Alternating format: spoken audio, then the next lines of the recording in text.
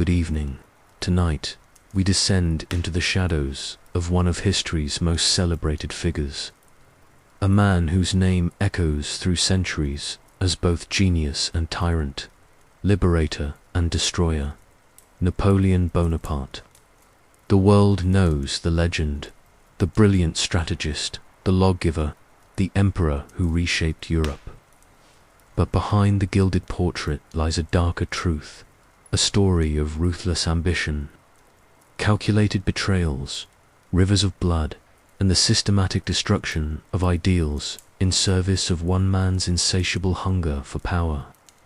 Tonight, we strip away the mythology to reveal the disturbing reality of how a Corsican outsider manipulated, murdered, and maneuvered his way from obscurity to absolute rule, leaving behind a trail of broken promises, shattered lives, and a republic drowned in its own blood.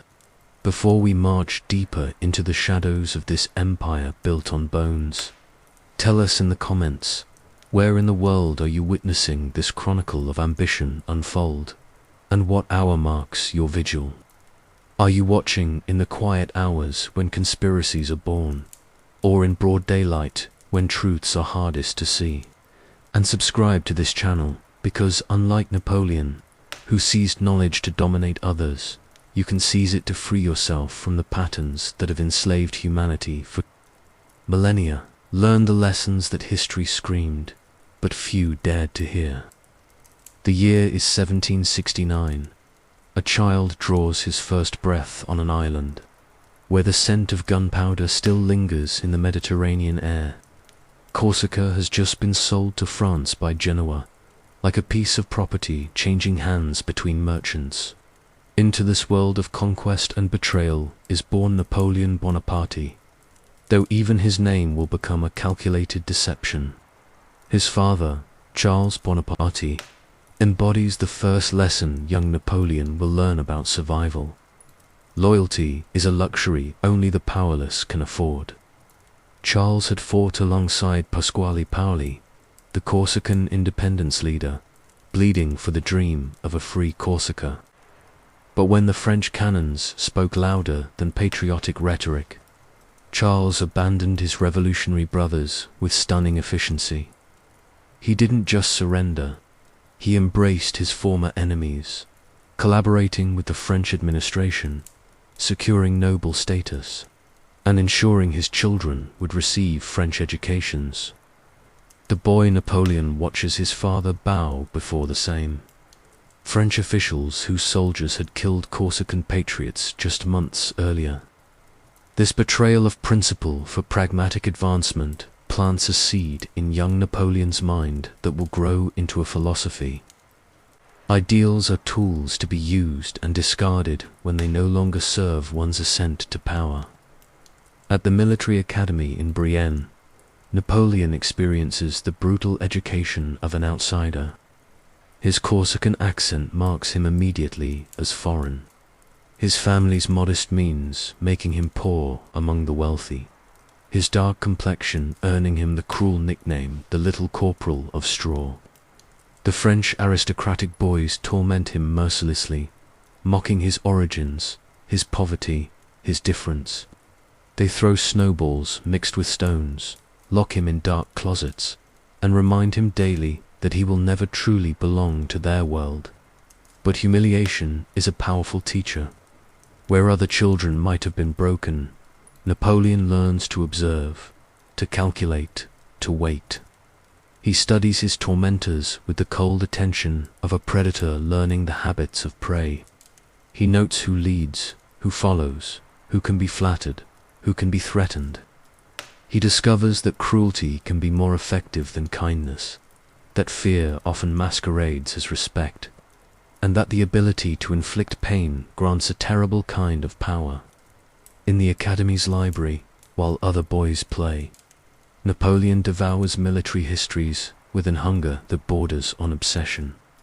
He reads about Alexander, Caesar, Frederick the Great, memorizing not just their victories, but their methods of achieving and maintaining power. He learns that great men don't just win battles, they reshape reality itself, forcing the world to accept their version of truth through the application of superior will and calculated violence. But it's during the early days of the French Revolution that Napoleon receives his most formative education in the malleability of human nature. He witnesses ordinary citizens transform overnight from loyal subjects to bloodthirsty revolutionaries. He sees nobles who had lived lives of pampered excess dragged through streets by mobs who had once bowed before them. The same people who had cheered King Louis XVI now scream for his head. This chaos reveals to Napoleon a fundamental truth about human nature. People don't have consistent principles. They have fears and desires that can be manipulated by those skilled enough to pull the right strings. Young Napoleon also witnesses the power of narrative to transform reality. The revolutionaries don't just execute their enemies. They first convince the masses that these executions are acts of justice, even necessity. They turn murder into moral duty through the clever manipulation of language and emotion. The guillotine becomes not an instrument of terror, but a tool of liberation. Napoleon absorbs this lesson deeply. Control the story, and you control everything. His first real taste of power comes in 1793, during the siege of Toulon. The port city has fallen to the British and Spanish fleets, a counter-revolutionary stronghold that threatens to strangle the fledgling republic. At just 24, Napoleon presents a plan to the desperate revolutionary commanders. It's brilliant in its simplicity and brutal in its execution. Concentrate the artillery to make the enemy position untenable. Force them to evacuate, then unleash hell on anyone who resists.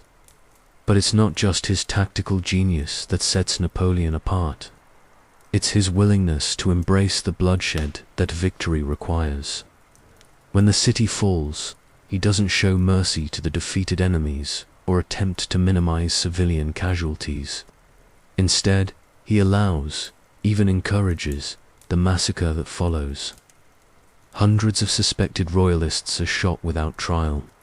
Entire families are eliminated on mere suspicion of counter-revolutionary sympathy. Women and children die alongside men, their only crime being on the wrong side of Napoleon's calculations. His fellow officers are disturbed by the efficiency with which Napoleon orchestrates this slaughter. But they can't argue with the results. Toulon falls, the British fleet retreats, and the revolution gains a crucial victory. Napoleon earns the nickname the Little Corporal from his troops, but it's not affection. It's recognition of something unsettling. This young Corsican has a talent for turning human beings into numbers, for viewing mass death as merely another tactical consideration. The revolutionary government takes notice.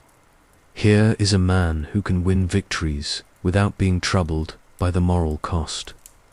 They promote him to brigadier general, but more importantly, they begin to see him as useful, a tool for achieving their own ambitions. Napoleon recognizes this dynamic immediately and begins to play it like a master musician. He presents himself as the devoted servant of the revolution, while quietly building his own network of loyal officers and political connections. He studies the revolutionary leaders, learning to speak their language while privately viewing them with contempt. He mouths the rhetoric of liberty, equality, and fraternity while implementing policies that serve his advancement. He learns to perform revolutionary fervor while remaining coldly calculating about his own interests. This ability to wear masks, to become whatever each situation requires, will prove to be perhaps his most dangerous skill. By 1795, Napoleon has learned the essential lessons that will carry him to absolute power. Traditional loyalties are weaknesses to be exploited. Human beings are resources to be managed. Violence is merely a tool like any other, and the masses will accept any reality if it's presented with sufficient confidence and backed by adequate force. These insights, forged in the chaos of revolutionary France, will transform a hungry young Corsican into the architect of his own empire, built on a foundation of bodies and watered with blood. October 5th, 1795. The streets of Paris echo with the sound of marching feet and angry voices. The Directory, France's new government, faces its first major crisis as royalist rebels attempt to seize control of the capital. Crowds of insurgents surge through the narrow streets, armed with whatever weapons they can find, their faces twisted with the desperation of people who see their last chance for restoration slipping away. In this moment of chaos, Napoleon Bonaparte positions himself not as a savior of the revolution, but as a student of power dynamics. He watches from the shadows as Directory leaders panic, their theoretical knowledge of governance crumbling before the reality of street warfare. Paul Barras, one of the Directory's key figures, approaches the 26-year-old general with an offer wrapped in desperation. Crush this rebellion and secure your place in the new order. Napoleon accepts, but not from revolutionary fervor. He recognizes an opportunity to demonstrate his most dangerous skill, the ability to transform crisis into personal advancement. His solution is elegant in its brutality. He positions cannons at key intersections throughout Paris, loaded with grape shot that will turn human bodies into scattered meat. When the royalist crowds advance, expecting the government forces to retreat as they had so many times before, Napoleon gives the order that will echo through history. Fire. The grape shot tears through the crowd with mechanical precision. Bodies fall in heaps. Blood stains the cobblestones, and the rebellion dies in minutes. But it's not just the immediate victory that matters. It's how Napoleon manages the aftermath that reveals his true genius for manipulation. Rather than present this as a necessary evil or express regret for the bloodshed, Napoleon frames the massacre as a triumph of order over chaos, of reason over emotion. He doesn't just defeat the rebels, he transforms their deaths into a founding myth of his own indispensability. The narrative he crafts is seductive, without decisive action. Without the willingness to shed blood, the revolution itself would have died. He positions himself not as a killer, but as a surgeon, cutting away diseased tissue to save the patient. The Directory leaders are both grateful and terrified. They've witnessed Napoleon's efficiency at mass killing, but they've also seen his ability to make that killing appear not just justified, but heroic. They shower him with honors and positions, never realizing they're feeding a beast that will eventually devour them. Napoleon's next lesson in manipulation comes through his marriage to Josephine de Beauharnais, the widow of a guillotined aristocrat.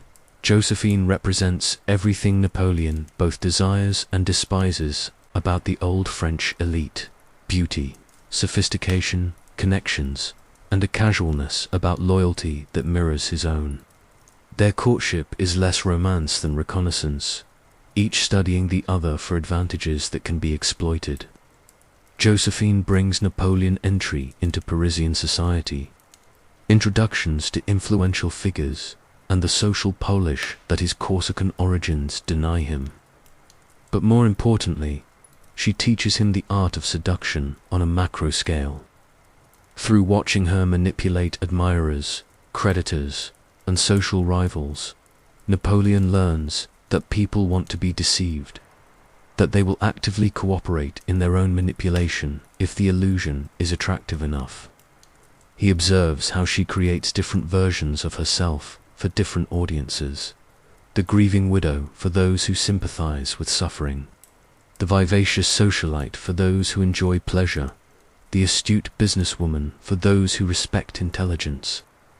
She maintains these contradictory personas simultaneously, never seeming false, because she makes each person feel they're seeing the real Josephine, while everyone else sees only a facade. Napoleon adapts this technique to his own purposes, becoming a master of what would later be called political theatre. To the common soldiers, he's the little corporal who shares their hardships and understands their struggles. To the Directory, he's the loyal Republican general who serves the revolution without personal ambition.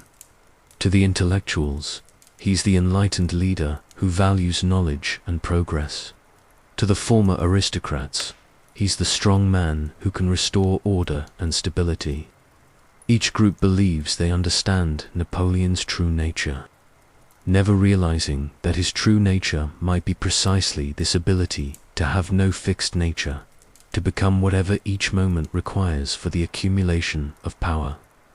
His Italian campaign, beginning in 1796, becomes a laboratory for testing these theories of manipulation on a massive scale.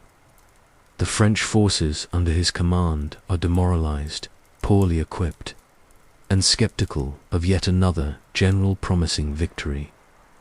Napoleon's first act is not to address their military concerns, but to study their psychology.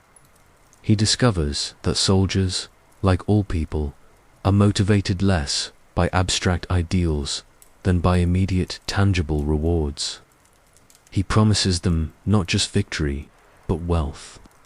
The Italian states are rich, he tells them, filled with art, gold, and luxuries that can be theirs if they fight with sufficient ferocity. He transforms military conquest into a treasure hunt, making every soldier a potential beneficiary of successful aggression. But Napoleon understands that greed alone isn't sufficient motivation.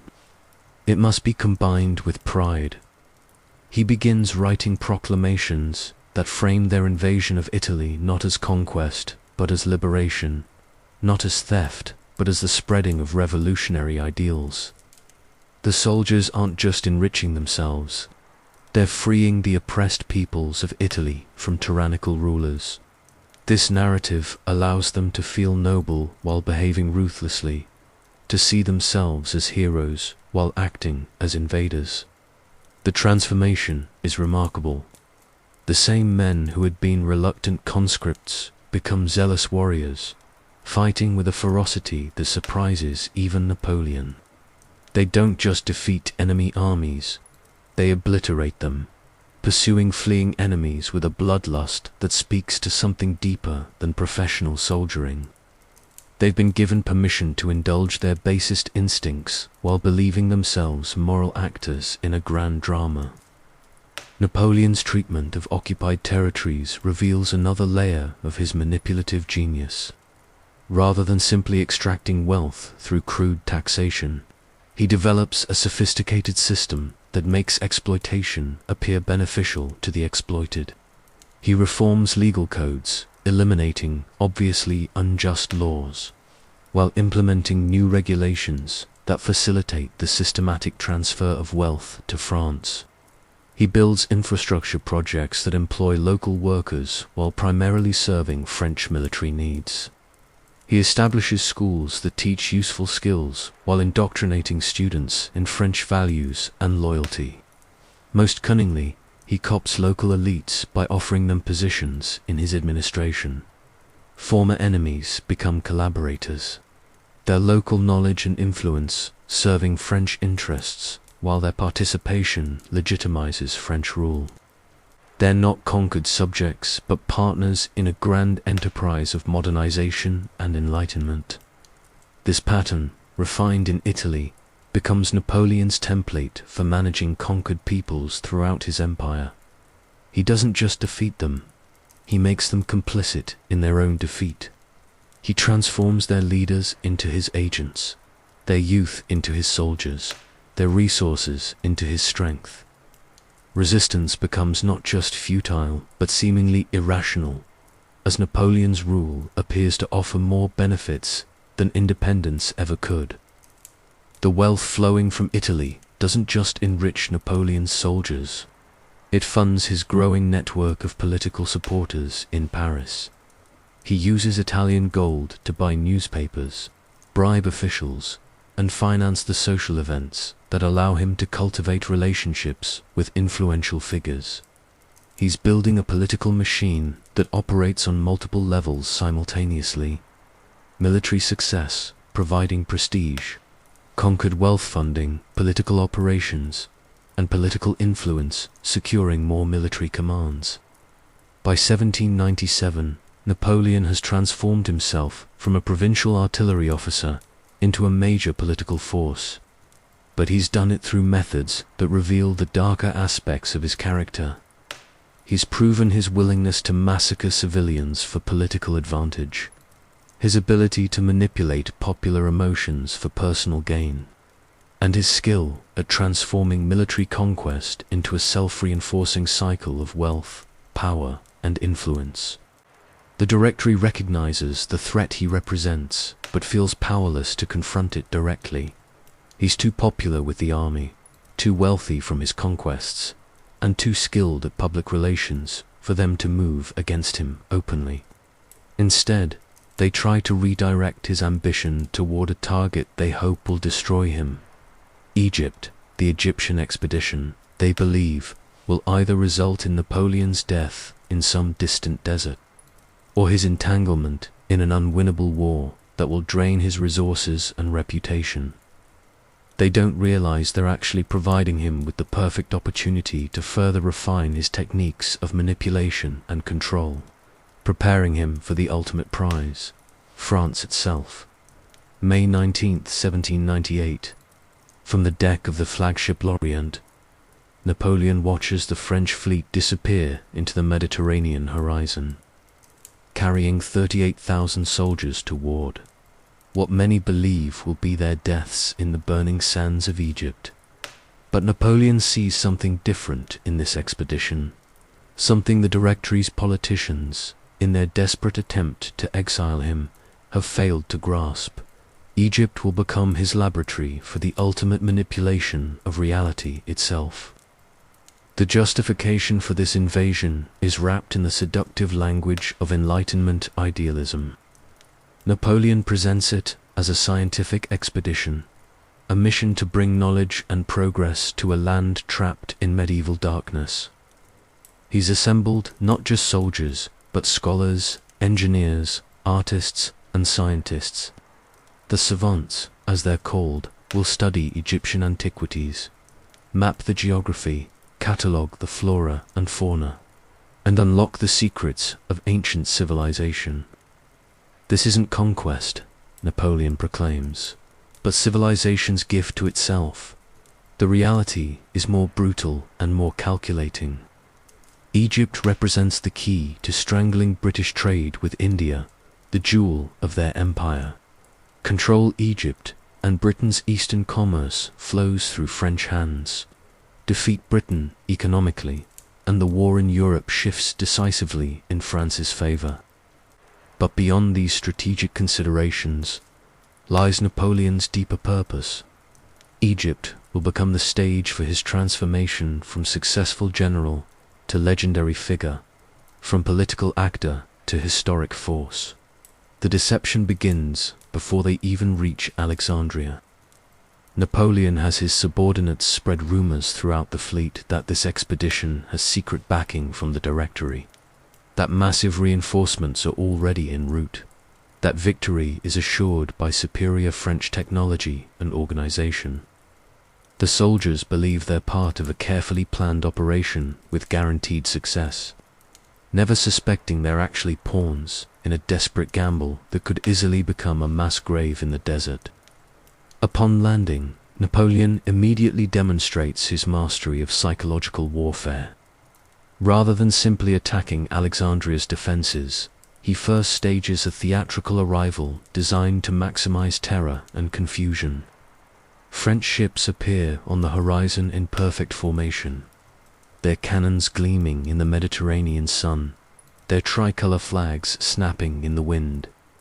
The message is unmistakable: resistance is futile, submission is the only rational choice. But it's Napoleon's treatment of the local population that reveals the full sophistication of his manipulative methods. He studied Islamic culture extensively during the voyage, not from genuine respect, but from calculated pragmatism. He understands that successful occupation requires more than military victory. It demands the cooperation, or at least the passive acceptance, of the conquered people. His proclamation to the Egyptian people is a masterpiece of cynical manipulation disguised as respectful diplomacy. He declares that the French have come not as conquerors but as liberators, freeing Egypt from the oppression of the Mamluk rulers who have exploited the population for centuries. He claims deep reverence for Islam, asserting that the French respect the Quran and the teachings of the Prophet Muhammad. He promises to protect religious freedom, maintain local customs, and govern through consultation with Islamic scholars and community leaders. Every word is carefully calculated to appeal to Egyptian grievances while concealing French intentions. Napoleon presents the invasion as an internal Egyptian revolution assisted by friendly foreign allies, rather than foreign conquest imposed by hostile invaders. He transforms French soldiers into liberators, French rule into partnership, and French exploitation into modernization. The reality behind this rhetoric reveals Napoleon's true character. While publicly proclaiming respect for Islam, he privately views Egyptian religion and culture with contempt, seeing them as backward superstitions that must eventually be swept away by French rationality. His letters to subordinates reveal his actual opinion. The Egyptians are useful tools to be managed, their cooperation secured through whatever combination of bribes, threats, and deceptions proves most effective. His treatment of the Mamluk rulers demonstrates his approach to political opposition, rather than simply destroying them, which might create martyrs and inspire resistance. He offers the more pragmatic ones positions in his administration. Former enemies become collaborators, their local knowledge and influence serving French interests, while their participation legitimizes French rule. Those who refuse cooperation don't just disappear, they're publicly executed as enemies of Egyptian liberation, their deaths framed as justice rather than political murder. The scientific expedition, supposedly the noble purpose justifying this invasion, becomes another tool of manipulation. The savants aren't just studying Egyptian antiquities, they're systematically cataloging Egypt's resources, mapping its strategic positions, and identifying its economic vulnerabilities. The Institut d'Egypte, established by Napoleon to promote learning and research, produces studies that serve French military and economic interests, while generating propaganda about French intellectual superiority. But perhaps most cunningly, Napoleon uses the scholars to create a mythology around his own leadership. They document his every decision, frame his policies in historical context, and publish accounts that present him not just as a successful general but as a new Alexander, a modern Caesar, a historical figure of world-changing significance. The expedition becomes not just military conquest but the foundation of the Napoleonic legend, carefully crafted by intellectuals who believe they're serving the cause of knowledge while actually serving the cause of one man's ambition. Napoleon's handling of the catastrophic naval battle of the Nile reveals his mastery of information control. When Admiral Nelson destroys the French fleet, stranding Napoleon's army in Egypt with no means of escape, Napoleon faces a crisis that would destroy most commanders. His soldiers learn that they're trapped in a hostile desert, thousands of miles from home, with no possibility of reinforcement or evacuation. Rather than acknowledge this disaster, Napoleon transforms it into an opportunity for heroic narrative. He frames the destruction of the fleet not as a defeat, but as a liberation from dependence on others. Now, he tells his soldiers, they must rely on their own strength and ingenuity. They're not trapped. They're free to create their own destiny. They're not abandoned. They're chosen for a special mission that requires complete self-reliance. The transformation of catastrophe into inspiration demonstrates Napoleon's understanding of how human psychology processes trauma. People can accept almost any hardship if they believe it serves a meaningful purpose, if they feel they're part of something larger than themselves, if they're convinced their suffering has significance. Napoleon doesn't minimize the difficulties ahead. He reframes them as tests of character, opportunities for glory, chances to prove their worth as soldiers and as men. His management of the plague outbreak that devastates his forces reveals another aspect of his calculated ruthlessness.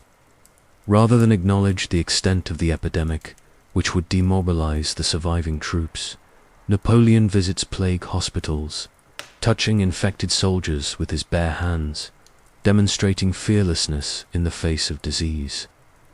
This theatrical gesture, witnessed by numerous soldiers and later documented by the savants, becomes legendary. Napoleon the Fearless, Napoleon the Invincible, Napoleon who commands even death itself. The reality is more disturbing. Napoleon's apparent immunity to plague isn't supernatural courage, but careful calculation.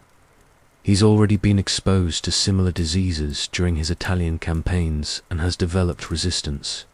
His dramatic gestures of fearlessness are performed only after medical advisors assure him the risk is minimal. He's not actually braver than his soldiers. He's simply better informed about the actual dangers involved. More disturbing still is his decision to abandon the most severely infected soldiers when the army retreats from Acre, unable to transport them and unwilling to leave them too. Turkish vengeance, Napoleon orders that they be given fatal doses of opium. This act of mass euthanasia is presented to the remaining soldiers as merciful.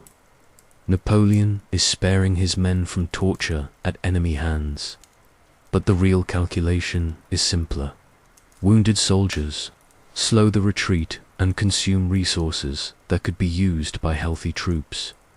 By 1799, the Egyptian expedition is clearly failing.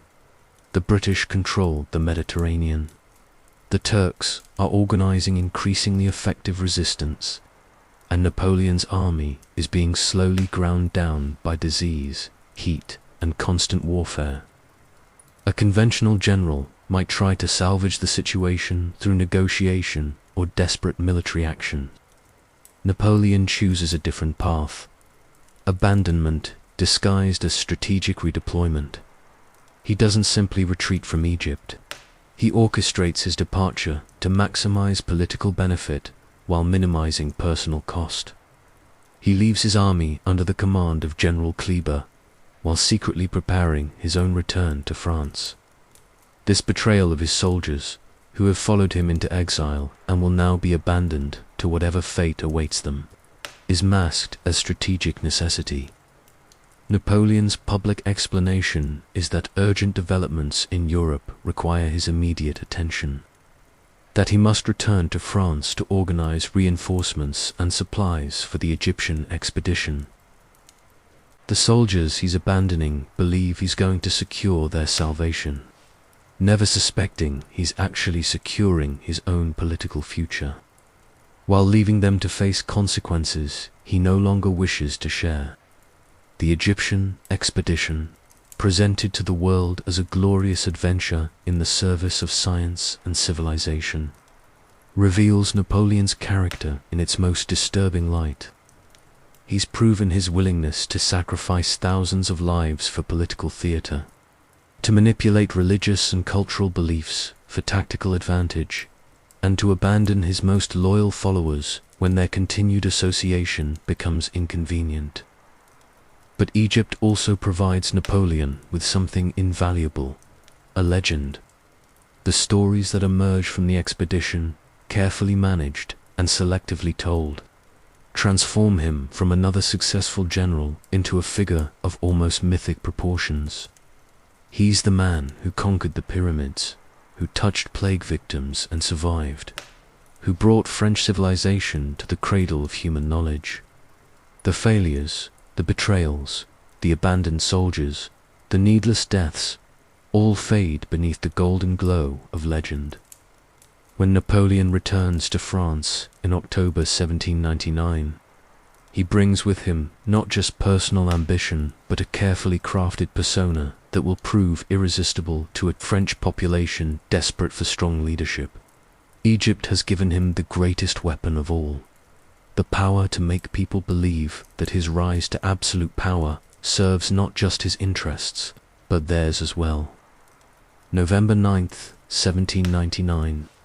The morning fog drifts through the streets of Paris as Napoleon Bonaparte, dressed in his simple general's uniform, walks toward the most audacious gamble of his career. Today, he will attempt to murder the French Republic and birth an empire, all while convincing the French people that he's saving them from chaos. The stage is set for what will become known as the 18 Brumaire coup, a masterpiece of political manipulation that reveals Napoleon at his most dangerous, not as a conqueror of foreign enemies, but as a destroyer of his own people's freedom. The Directory, France's flailing republican government, has spent 5 years proving that revolutionary ideals make poor governing principles. Corruption flows through every level of administration like water through cracked stone. The economy staggers under the weight of endless wars and financial mismanagement. Political factions scheme against each other with the fervor of medieval court conspirators, while ordinary French citizens watch their experiment in self-governance decompose before their eyes. Into this chaos steps Emmanuel Joseph Size, one of the revolution's original architects, now disillusioned with the democracy he helped create. Size has watched the noble experiment in popular government produce nothing but instability, violence, and inefficiency. He's reached a conclusion that thousands of intellectuals throughout history have embraced when democracy fails to produce their desired results. The people are incapable of governing themselves and need a strong leader to make decisions for them. Size doesn't want to restore the monarchy, but he craves order, efficiency, and strong executive power unencumbered by the messy realities of democratic debate and popular opposition. He envisions a new constitution, a system that maintains the appearance of republican government while concentrating real power in the hands of capable leaders. He needs a general with enough military prestige to legitimize this transformation. Someone the people trust, but who can be controlled by more sophisticated political minds like himself. Napoleon appears to be the perfect tool for Size's purposes. He's immensely popular with both the army and the general population, his Egyptian expedition having been transformed by skilled propaganda into a glorious success despite its actual military failures. He's young enough to seem dynamic, experienced enough to inspire confidence, and apparently simple enough in his ambitions to be managed by subtler political operators. Size approaches Napoleon with a proposition: join a conspiracy to overthrow the Directory, establish a new government, and secure France's future through strong leadership. Napoleon listens to Size's proposal with the careful attention of a predator evaluating prey. He recognizes immediately that Size and his co-conspirators view him as their agent, a prestigious figurehead who will provide military backing for their political revolution while allowing them to exercise real power behind the scenes. They see Napoleon as Alexander to their Aristotle, the sword arm of their superior intellect. This fundamental misreading of Napoleon's character will prove to be their fatal error.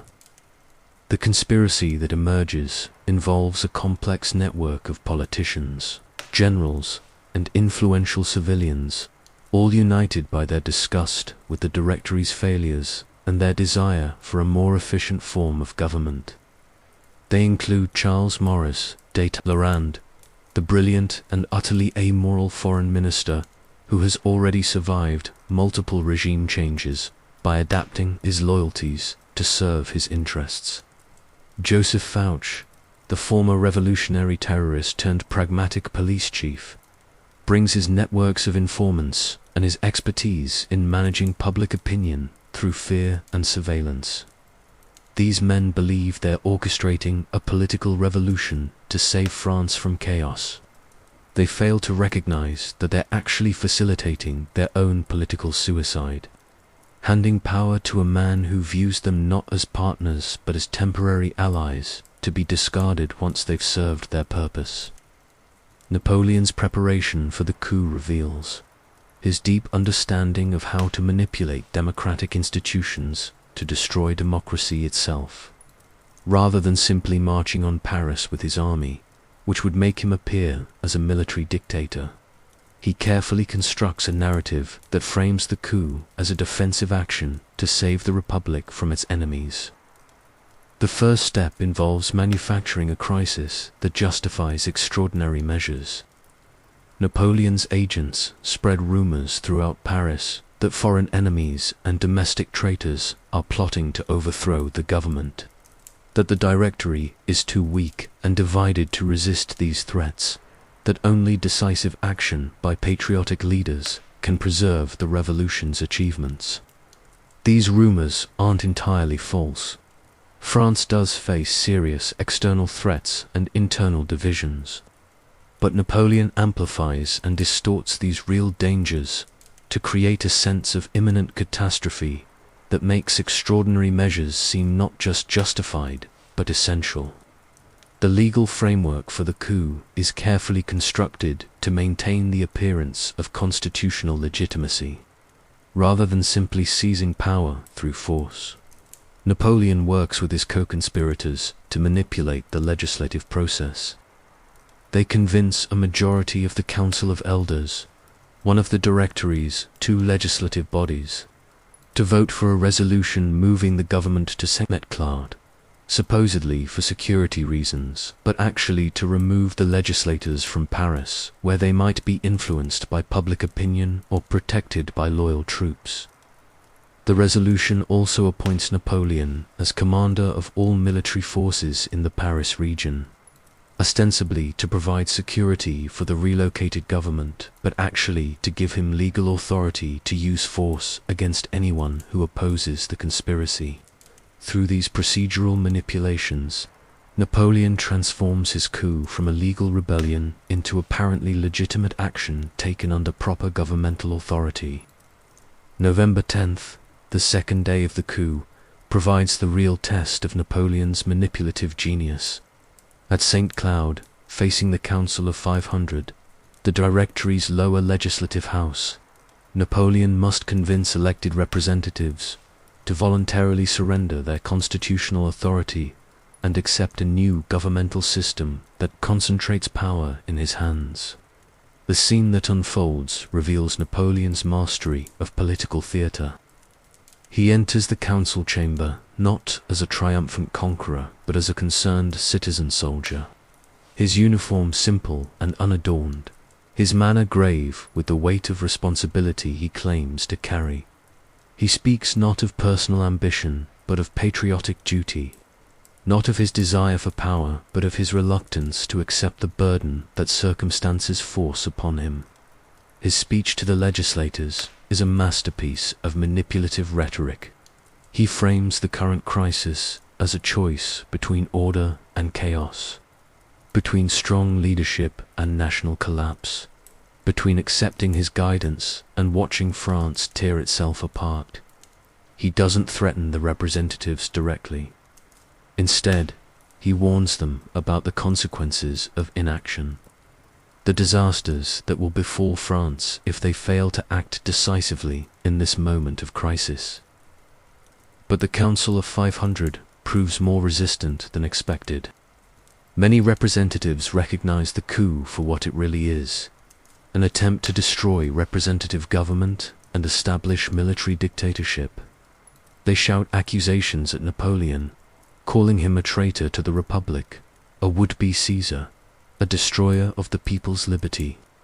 Some demand his immediate arrest.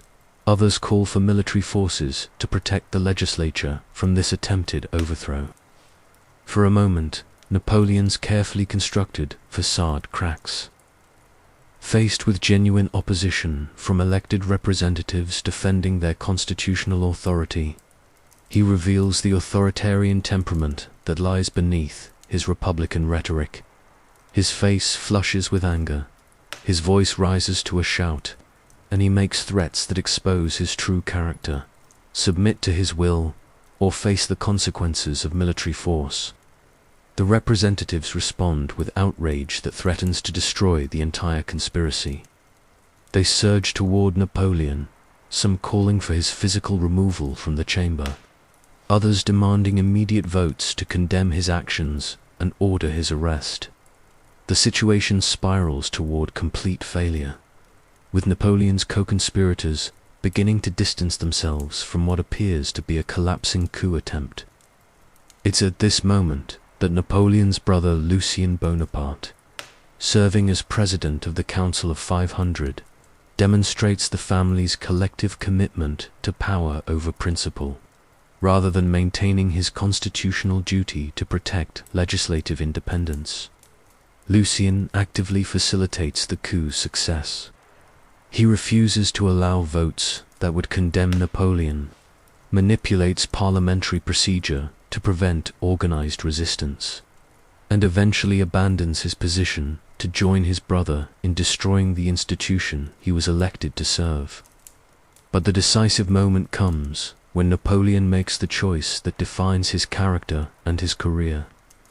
Rather than accept defeat when democratic institutions resist his ambitions, he chooses to destroy those institutions through force. He orders his military supporters to clear the legislative chamber, using armed soldiers to physically remove elected representatives who refuse to surrender their authority voluntarily. The scene is carefully choreographed to minimize the appearance of violence while maximizing its psychological impact. The soldiers don't immediately attack the legislators. They simply advance with bayonets fixed, their message unmistakable: comply or be destroyed. Most representatives flee rather than face military force, their departure framed not as capitulation to an illegal coup, but as voluntary abandonment of their responsibilities in a moment of national crisis. The few representatives who remain are carefully managed to provide a veneer of legislative approval for Napoleon's actions. Through a combination of bribes, threats, and promises of future positions in the new government, Napoleon secures enough votes to create the appearance of constitutional transition rather than violent overthrow. The coup is completed not through dramatic military action, but through the methodical corruption of democratic processes. The establishment of the consulate, the new governmental system that emerges from the coup, reveals Napoleon's genius for disguising dictatorship as constitutional government, rather than declaring himself emperor or king, titles that would immediately identify him as a traditional autocrat. He accepts the position of first consul, a title borrowed from Republican Rome that suggests temporary emergency leadership rather than permanent absolute power. The new constitution, drafted under Napoleon's supervision, is a masterpiece of democratic camouflage wrapped around authoritarian reality. It maintains the forms and language of republican government while concentrating real decision-making power in Napoleon's hands. There are still legislative bodies, but they can only consider proposals submitted by the executive branch. There are still elections, but the candidates are pre-selected by governmental officials. There are still constitutional protections for individual rights, but these can be suspended whenever the first consul deems it necessary for public security. Most cunningly, Napoleon submits this constitution to popular vote, allowing the French people to ratify their own political enslavement. The referendum campaign is a masterclass in manipulative democracy. Napoleon's agents present the choice not as accepting or rejecting dictatorship, but as choosing between order and chaos, between strong leadership and continued political instability, between Napoleon's competent administration and the Directory's proven failures. The results are overwhelming. Over 3 million votes in favor of the new constitution, fewer than 2,000 opposed. But these numbers reflect not genuine popular enthusiasm for abandoning democracy, but Napoleon's sophisticated understanding of how to manipulate public opinion through carefully controlled information and manufactured consent. The referendum campaign demonstrates Napoleon's mastery of what would later be called propaganda. His agents flood France with pamphlets, speeches, and newspaper articles that present the new constitution as the natural evolution of revolutionary ideals rather than their betrayal. They emphasize the failures of the Directory while minimizing the authoritarian aspects of the proposed replacement. They frame opposition to the constitution as opposition to order, stability, and French national interests. More insidiously, Napoleon uses the economic desperation of the French people as a weapon against their own political freedom. The Directory's failures have left millions struggling with poverty, unemployment, and social chaos. Napoleon promises that strong leadership will restore prosperity, that efficient administration will solve practical problems that democratic debate has only exacerbated. He presents a false choice: accept his rule and gain material security, or cling to democratic principles and remain mired in poverty and instability. The French people, exhausted by a decade of revolutionary upheaval, choose security over freedom, efficiency over self-governance, the promise of prosperity over the messy realities of democratic participation. Napoleon understands that most people will trade political liberty for personal security, that abstract principles matter less than immediate material concerns, that the right to vote means little to those who lack the basic necessities of life. By December 1799, the transformation is complete. The French Republic, born in the idealism of 1789 and baptized in the blood of revolution, has been quietly murdered by one of its own children. Napoleon Bonaparte, the Corsican outsider who once pledged allegiance to revolutionary principles, has become the gravedigger of French democracy, all while convincing the French people that he's actually their savior. The coup of 18 Brumaire reveals Napoleon's character in its most disturbing form. Not as a foreign conqueror imposing his will through obvious force, but as an internal destroyer who uses democratic institutions to murder democracy itself, who transforms the people's own choices into instruments of their enslavement, who convinces them to applaud their own political suicide. This pattern, perfected in France, will become Napoleon's template for conquest throughout Europe, not simply to defeat enemies through military force, but to convince them that their defeat serves their own interests, that their subjugation represents their liberation, that their loss of freedom constitutes their greatest victory.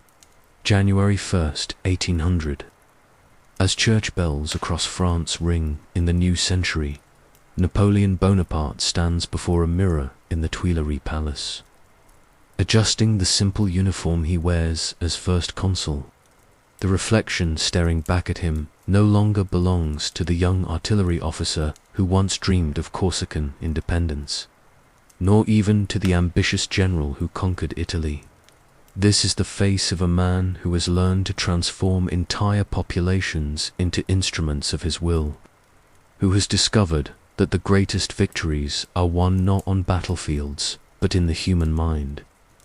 The consulate period, ostensibly a temporary government designed to restore order after revolutionary chaos, becomes Napoleon's laboratory for perfecting the science of soft tyranny.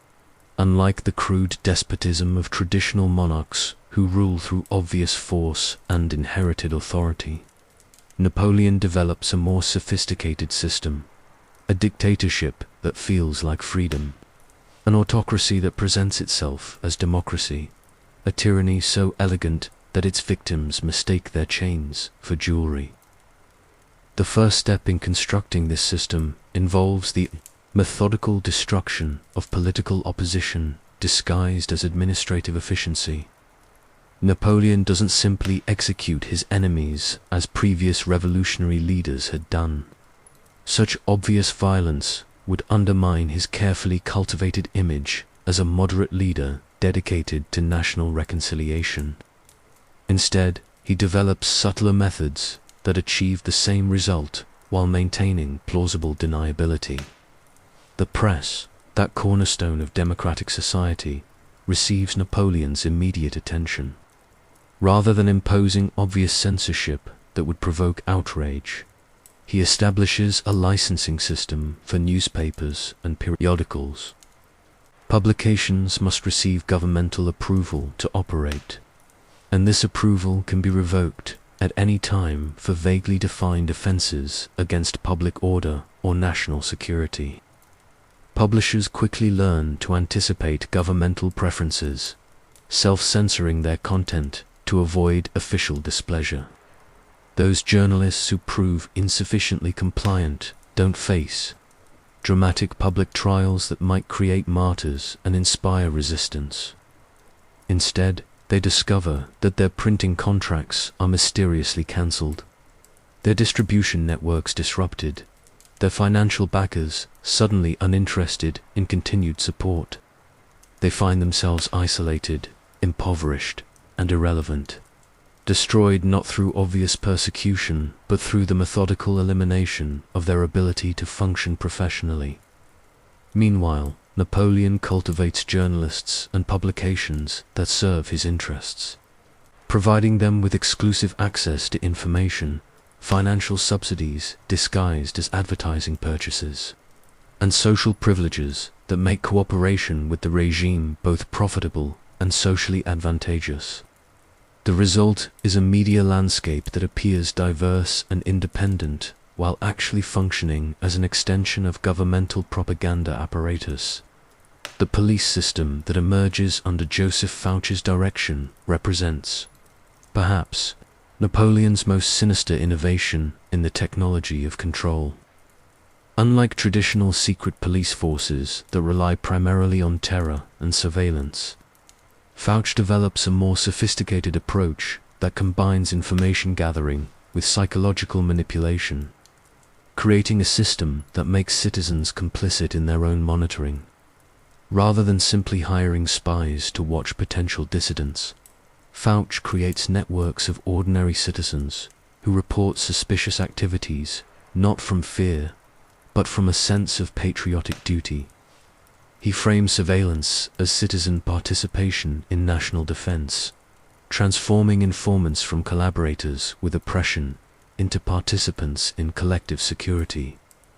Neighbors watch neighbors, not because they're forced to, but because they've been convinced it's their responsibility to protect their community from hidden enemies.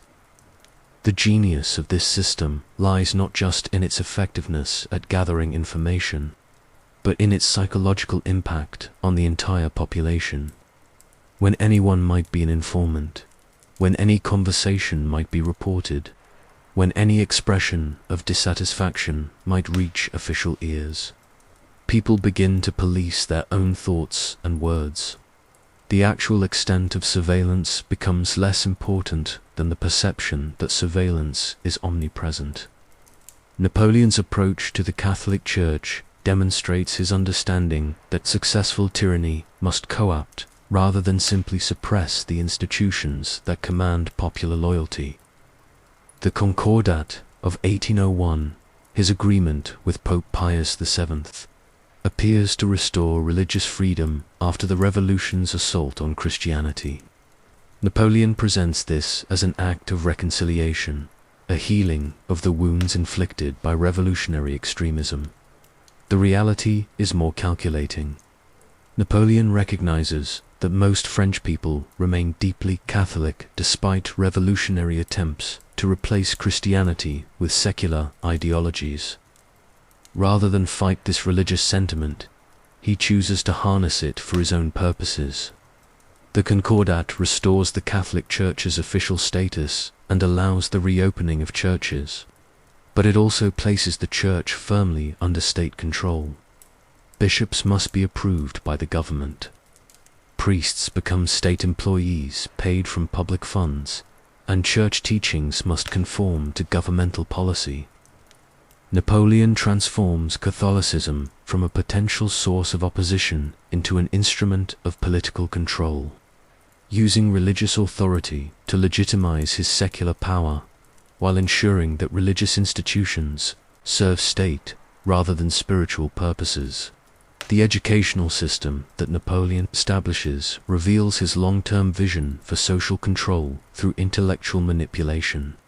Rather than simply indoctrinating students with obvious propaganda, he creates an educational structure that appears to promote learning and rational thought, while actually producing citizens trained to accept authority without question. The curriculum emphasizes technical and practical subjects that make students useful to the state, while minimizing exposure to philosophy, critical thinking, and alternative political theories that might encourage independent thought. Students learn mathematics, engineering, and languages that serve imperial expansion, but they don't study political theory, comparative government, or historical analysis that might lead them to question the legitimacy of Napoleon's rule. More subtly, the entire educational experience trains students to function within hierarchical systems, to accept the authority of superiors without question, to measure success through advancement within established institutions rather than through independent achievement or moral courage. Graduates emerge not as free-thinking citizens capable of democratic participation, but as skilled technicians prepared to serve whatever system employs their talents. Napoleon's legal reforms, particularly the creation of the Napoleonic Code, demonstrate his genius for transforming reactionary policies into apparently progressive innovations. The Code is presented as a rationalization of French law, replacing the chaotic mixture of regional customs, royal decrees, and revolutionary legislation with a unified legal system based on rational principles and equal treatment under law. The international reputation of the Napoleonic Code as a progressive legal document obscures its actual function as an instrument of social control. While it does establish certain principles of legal equality, it also systematically reinforces patriarchal authority, restricts women's rights, and strengthens property relationships that benefit existing elites. Most importantly, it concentrates legal interpretation in the hands of state-appointed judges who serve at governmental pleasure.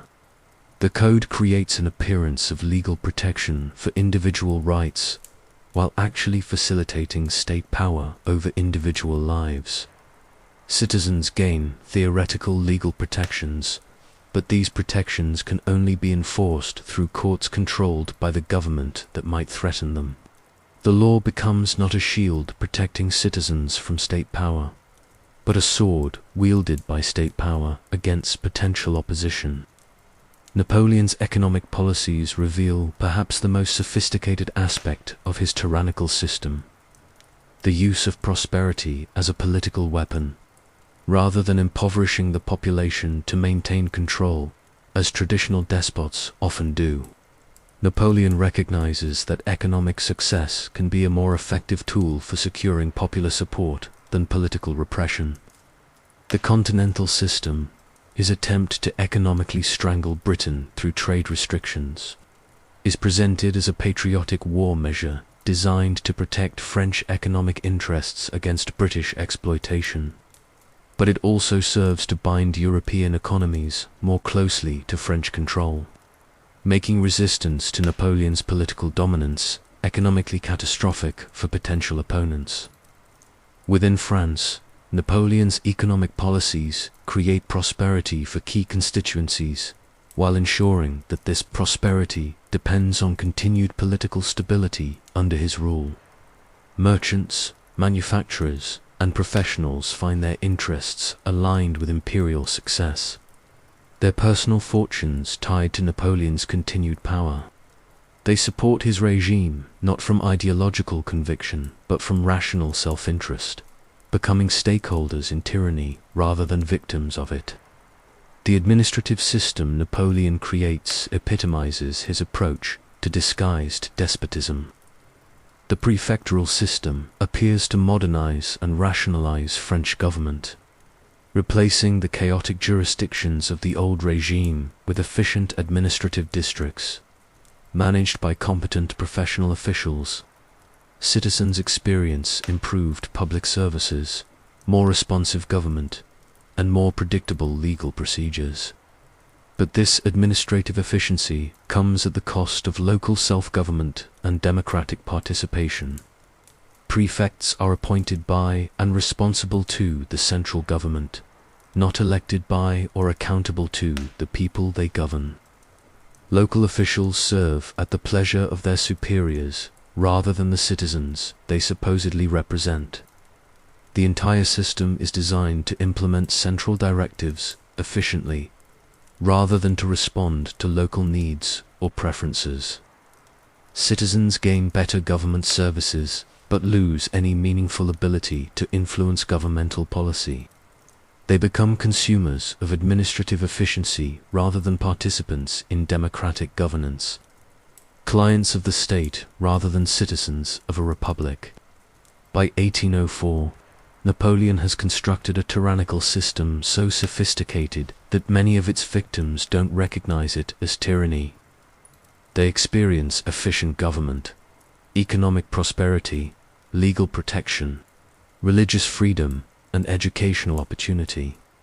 What they've lost, almost without noticing, is any meaningful ability to choose their leaders, influence their government's policies, or change their political system through peaceful means. The transformation from consulate to empire, formalized in Napoleon's coronation as emperor, represents not a change in the nature of his rule, but simply the dropping of republican pretenses that have become unnecessary. The French people don't resist this transition to obvious monarchy because Napoleon has spent 4 years teaching them that their freedom depends on his power, that their prosperity requires his authority, that their security demands his absolute rule. The genius of Napoleon's tyranny lies not in its brutality, but in its subtlety, not in its oppression, but in its seductiveness. He has proven that people will surrender their freedom voluntarily if the transaction is properly managed, that democracy can be murdered through democratic means, that tyranny is most effective when its victims mistake it for liberation. December 2nd, 1804. The Cathedral of Notre Dame trembles with the weight of history as Napoleon Bonaparte reaches toward the golden crown held by Pope Pius VII. But in a gesture that will echo through the ages, Napoleon's hand closes round the precious metal and lifts it toward his own head. He will crown himself Emperor of the French, acknowledging no authority higher than his own will, transforming a moment of religious ceremony into a declaration of absolute power that makes mockery of both divine and human law. The coronation ceremony, witnessed by European royalty, church dignitaries, and French nobles, represents the ultimate triumph of Napoleon's decade-long campaign to transform himself from Corsican artillery officer into the master of Western Europe. But beneath the pageantry and gold lies a darker truth. This crown is forged from the betrayed hopes of the French Revolution, tempered in the blood of murdered republics, and polished with the tears of nations that believed Napoleon had come to liberate them. The path to this moment has been paved with a systematic campaign of conquest that reveals Napoleon's true genius, his ability to transform military aggression into apparent moral necessity. Each war he launches is presented not as naked expansion, but as defensive action against enemies who threaten French security, revolutionary principles, or European stability. Each invasion becomes a liberation, each occupation a civilizing mission, each conquest a reluctant assumption of responsibility for lesser peoples who cannot govern themselves. The War of the Third Coalition, launched in 1805, demonstrates this pattern in its most refined form. Napoleon doesn't simply attack Austria and Russia because he desires their territories. He constructs an elaborate justification that frames these established powers as threats to the new European order that France represents. He presents himself as the defender of small nations against the bullying of traditional empires, the protector of enlightened government against reactionary monarchy, the champion of merit-based advancement against hereditary privilege.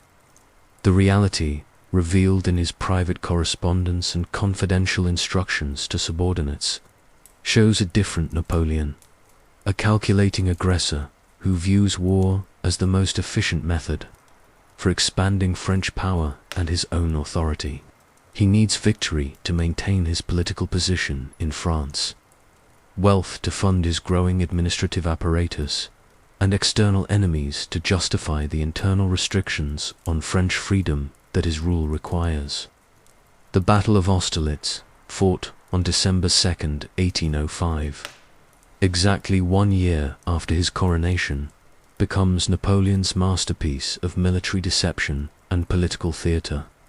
Facing the combined armies of Austria and Russia, commanded by their respective emperors, Napoleon doesn't simply seek military victory. He orchestrates a psychological triumph that will reshape European politics for the next decade. His tactical genius at Austerlitz lies not just in his ability to predict enemy movements or concentrate forces at decisive points, but in his understanding of how military victory can be transformed into political dominance through careful management of the aftermath. Rather than simply defeating the Austrian and Russian armies, Napoleon choreographs a battlefield spectacle that humiliates the emperors personally, destroys their prestige, and forces them into public submission that their subjects will witness and remember. The aftermath of Austerlitz reveals Napoleon's sophisticated approach to managing conquered enemies. Rather than imposing obviously punitive terms that would inspire resistance, he offers arrangements that appear generous while actually strengthening French control over European affairs.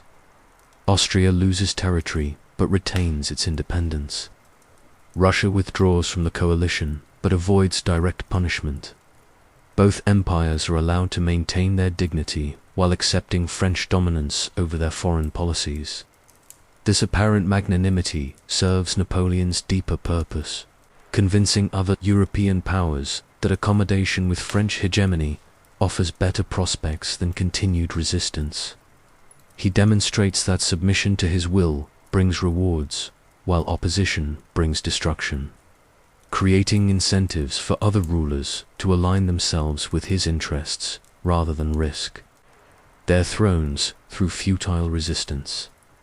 The creation of the Confederation of the Rhine in 1806 epitomizes Napoleon's method of indirect control through apparently voluntary association, rather than directly annexing German territories, which would provoke immediate resistance from German patriots and European powers. Napoleon establishes a confederation of nominally independent German states that voluntarily align themselves with French interests in exchange for protection and political advancement.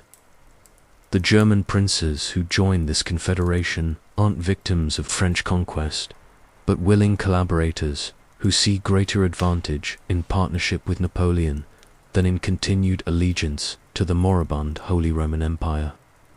They receive enhanced status, expanded territories taken from their neighbors, and protection from both internal rebellion and external invasion. Their subjects experience improved administration, legal reform, and economic development under French-influenced government. But this apparent improvement in German governance comes at a cost that reveals Napoleon's cynical understanding of human nature. the complete surrender of German political independence and cultural autonomy to French imperial interests. German soldiers march in French armies, German resources fund French wars, and German intellectuals learn to frame French dominance as German liberation. The dissolution of the Holy Roman Empire, that 1,000-year-old symbol of European Christian unity, passes almost without notice because Napoleon has made it seem irrelevant rather than murdered. Francis II simply abandons his title as Holy Roman Emperor, keeping only his position as Emperor of Austria. While the German princes previously subject to imperial authority transfer their allegiance to French protection. Napoleon's treatment of Prussia demonstrates his mastery of the politics of humiliation and recovery.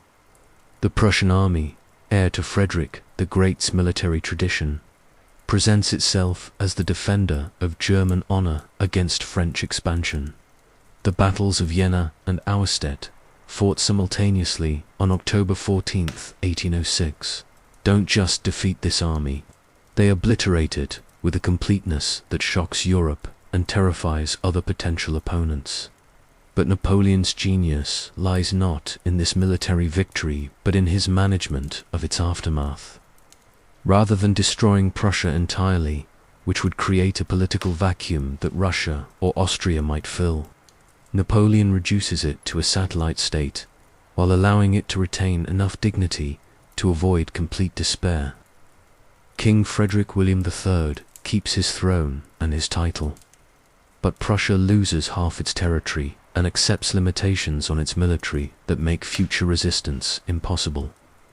More insidiously, Napoleon offers Prussia a path to redemption through cooperation with French interests.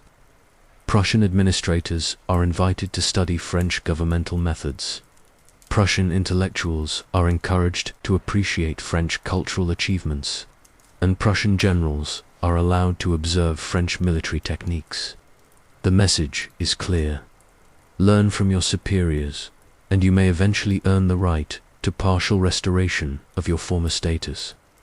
This approach transforms potential martyrs into collaborators, turning Prussian defeat into Prussian education in the superiority of French methods. Rather than inspiring nationalism through obvious oppression, Napoleon channels Prussian energy into imitation of French models, making German recovery dependent on German acceptance of French cultural and political leadership.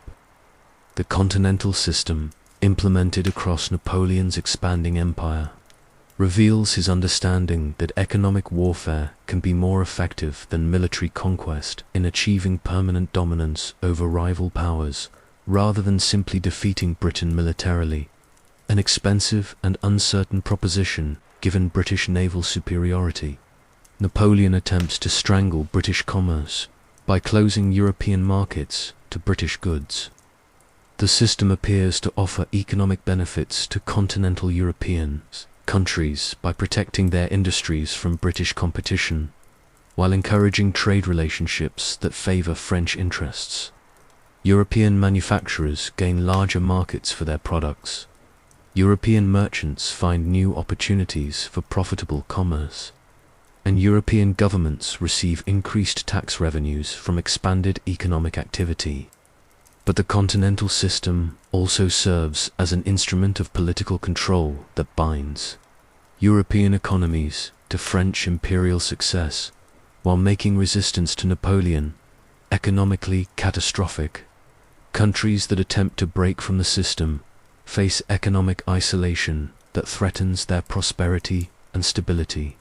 Merchants, manufacturers, and workers throughout Europe find their livelihoods dependent on continued cooperation with French policies they might otherwise oppose. The system creates economic constituencies throughout Europe that support Napoleon not from political conviction but from rational self-interest, transforming potential opponents into stakeholders in French imperial success. Opposition to Napoleon becomes not just politically dangerous, but economically irrational. as entire industries and regions prosper through integration into the French-dominated continental economy. Napoleon's establishment of satellite kingdoms throughout Europe demonstrates his sophisticated approach to imperial administration, rather than ruling conquered territories directly through French officials, which would require massive administrative resources and provoke continuous resistance. He creates nominally independent kingdoms ruled by his relatives or loyal subordinates who govern in his interests while maintaining local legitimacy. Joseph Bonaparte becomes King of Naples, then later King of Spain. Louis Bonaparte receives the throne of Holland. Jerome Bonaparte rules Westphalia. Joachim Murat governs the Grand Duchy of Berg, then inherits the Neapolitan crown when Joseph moves to Spain. These satellite rulers aren't mere puppets but active collaborators who understand that their power depends entirely on French support, while their subjects' prosperity requires continued alignment with French interests. The genius of this system lies in its ability to make French domination appear as local independence. Italian subjects of King Joseph don't experience French occupation but Neapolitan monarchy. Dutch citizens under King Louis don't suffer foreign rule but royal government by their own sovereign. German inhabitants of Westphalia aren't conquered territories but citizens of an independent kingdom ruled by a legitimate monarch.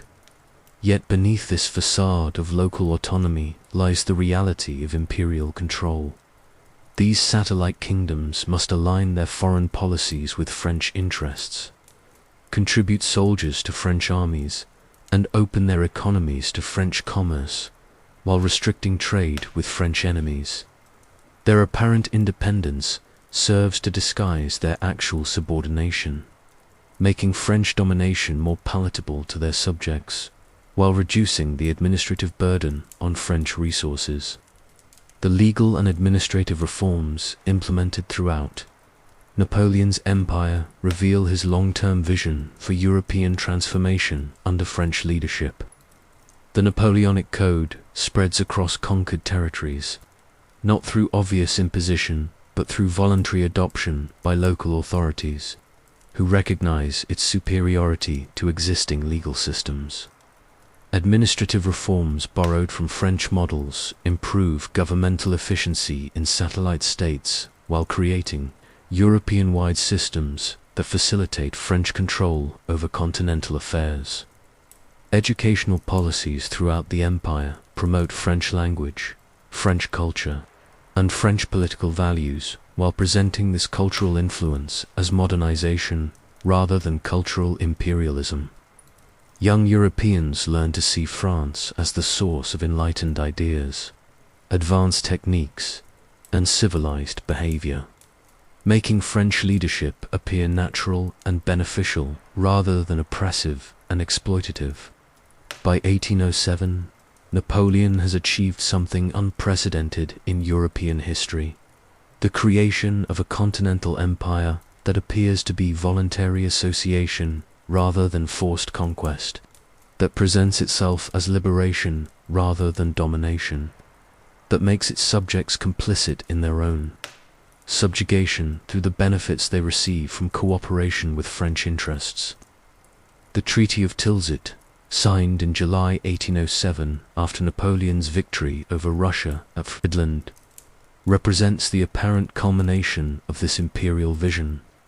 Meeting with Tsar Alexander I on a raft in the middle of the Niemen River, Napoleon negotiates not just peace between France and Russia, but a partnership that divides European influence between two great powers while marginalizing Britain and Austria. The theatrical symbolism of this meeting, two emperors conferring as equals over the fate of Europe, disguises the reality that Alexander is accepting a subordinate position in Napoleon's continental system while receiving enough compensation to maintain his dignity and domestic authority. Russia gains Finland from Sweden and recognition of its expansion in Eastern Europe, But it also accepts the continental system and agrees to pressure Britain into peace negotiations. The partnership appears to benefit both empires while serving European stability. But it actually represents Napoleon's greatest triumph in the politics of manipulation, convincing his most dangerous potential enemy to become his collaborator in the subjugation of the continent they will jointly dominate. But even at this moment of apparent triumph, seeds of future destruction are already germinating. The Spanish uprising against French rule, beginning in 1808, will demonstrate the limits of Napoleon's ability to transform conquest into willing partnership. The growing tensions with Russia over the continental system's economic costs will reveal that even the most sophisticated imperial arrangements cannot permanently overcome national interests that conflict with French dominance.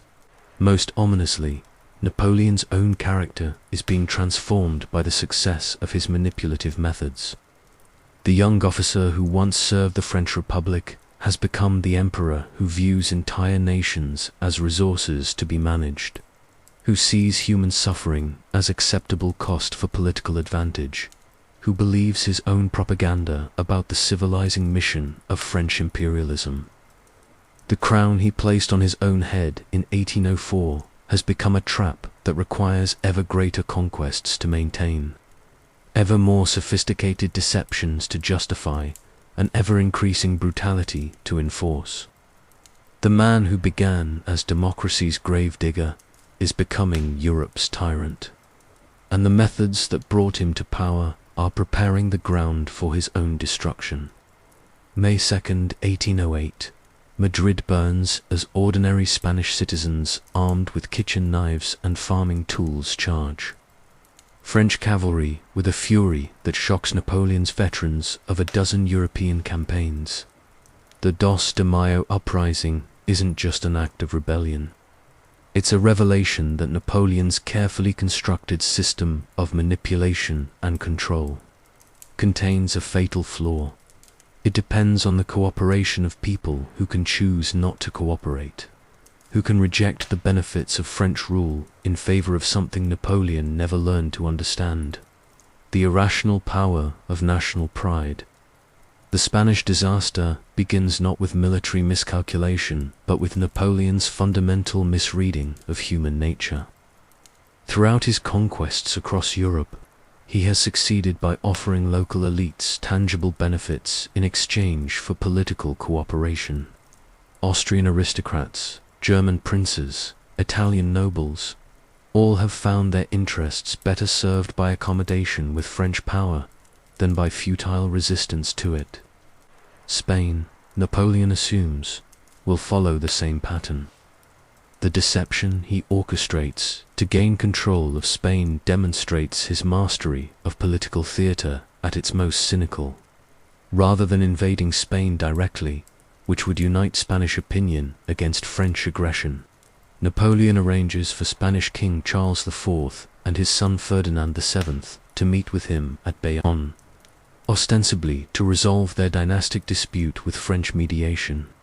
Both Spanish royals, trusting in Napoleon's reputation as an honorable ally, willingly place themselves in his power.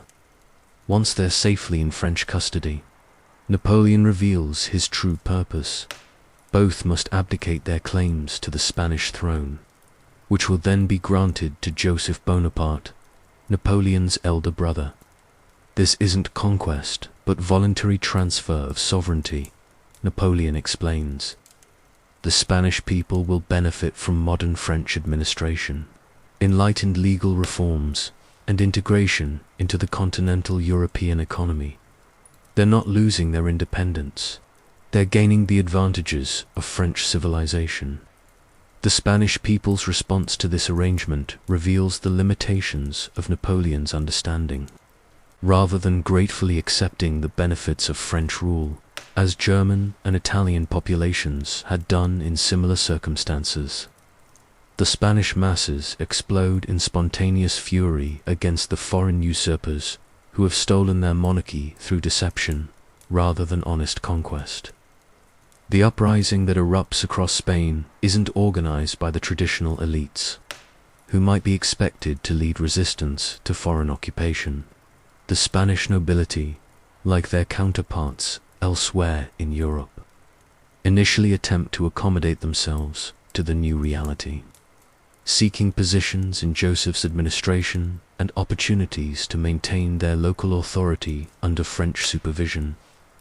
The Catholic Church hierarchy, despite initial opposition to revolutionary French values, explores possibilities for cooperation with the new regime. Instead, resistance emerges from the Spanish people themselves: peasants, artisans, small merchants, local priests, and provincial officials who have never appeared in history books, but who possess something that Napoleon's sophisticated political calculations cannot account for.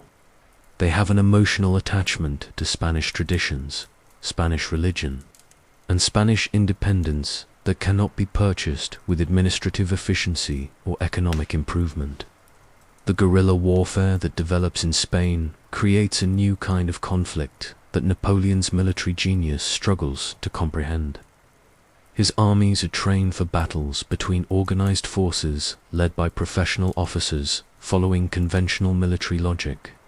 They can defeat Spanish regular forces with ease, occupy Spanish cities without difficulty, and control Spanish roads and communications when they choose to do so. But the Spanish guerrillas don't fight according to military logic. They attack French supply columns, then disappear into populations that shelter them. They assassinate French officials, then blend back into communities that protect them. They destroy French communications, then retreat to mountains and forests where French cavalry cannot follow them effectively. They turn the entire Spanish landscape into a battlefield where French technological superiority becomes irrelevant and French administrative efficiency becomes a liability. Napoleon's response to this unprecedented challenge reveals the authoritarian mindset that has been growing stronger throughout his rise to power. Rather than reconsidering the Spanish occupation or seeking political solutions that might reduce popular resistance, he intensifies the violence, believing that sufficient brutality will eventually break Spanish will to resist. French forces receive orders to treat civilian resistance as military rebellion deserving of military punishment. Villages suspected of supporting guerrillas are burned. Civilians caught with weapons are executed without trial. Spanish prisoners are shot rather than held for exchange. The rules of civilized warfare, which Napoleon has generally observed in his conflicts with other European powers, are abandoned in favor of terrorism designed to make resistance so costly that even Spanish patriots will abandon their cause. But this escalation of violence produces the opposite of its intended effect. Rather than intimidating Spanish resistors into submission, French brutality creates new resistors from Spanish civilians who might otherwise have remained neutral. Every burned village produces new guerrilla fighters. Every civilian execution creates new enemies. Every act of French terrorism confirms Spanish beliefs that French rule represents not civilization, but barbarism that must be resisted at any cost. The psychological impact of the Spanish War on Napoleon's soldiers reveals another dimension of the Spanish tragedy. French veterans who had fought with discipline and effectiveness across Europe find themselves transformed into criminals and murderers by the nature of the conflict they're forced to wage. The clear moral purpose that had sustained them through previous campaigns, the sense that they were spreading enlightenment and progress against reactionary enemies, dissolves in the face of Spanish popular resistance. Soldiers who had seen themselves as liberators discover they're viewed as oppressors. Men who had taken pride in French military prowess find themselves afraid to travel Spanish roads except in large groups. Veterans who had respected their enemies' courage in conventional battles developed contempt for Spanish guerrillas who refused to fight honorably. The Spanish conflict corrupts not just French policy, but French military culture, turning disciplined soldiers into brutalized occupiers. The strategic consequences of the Spanish disaster extend far beyond the Iberian Peninsula.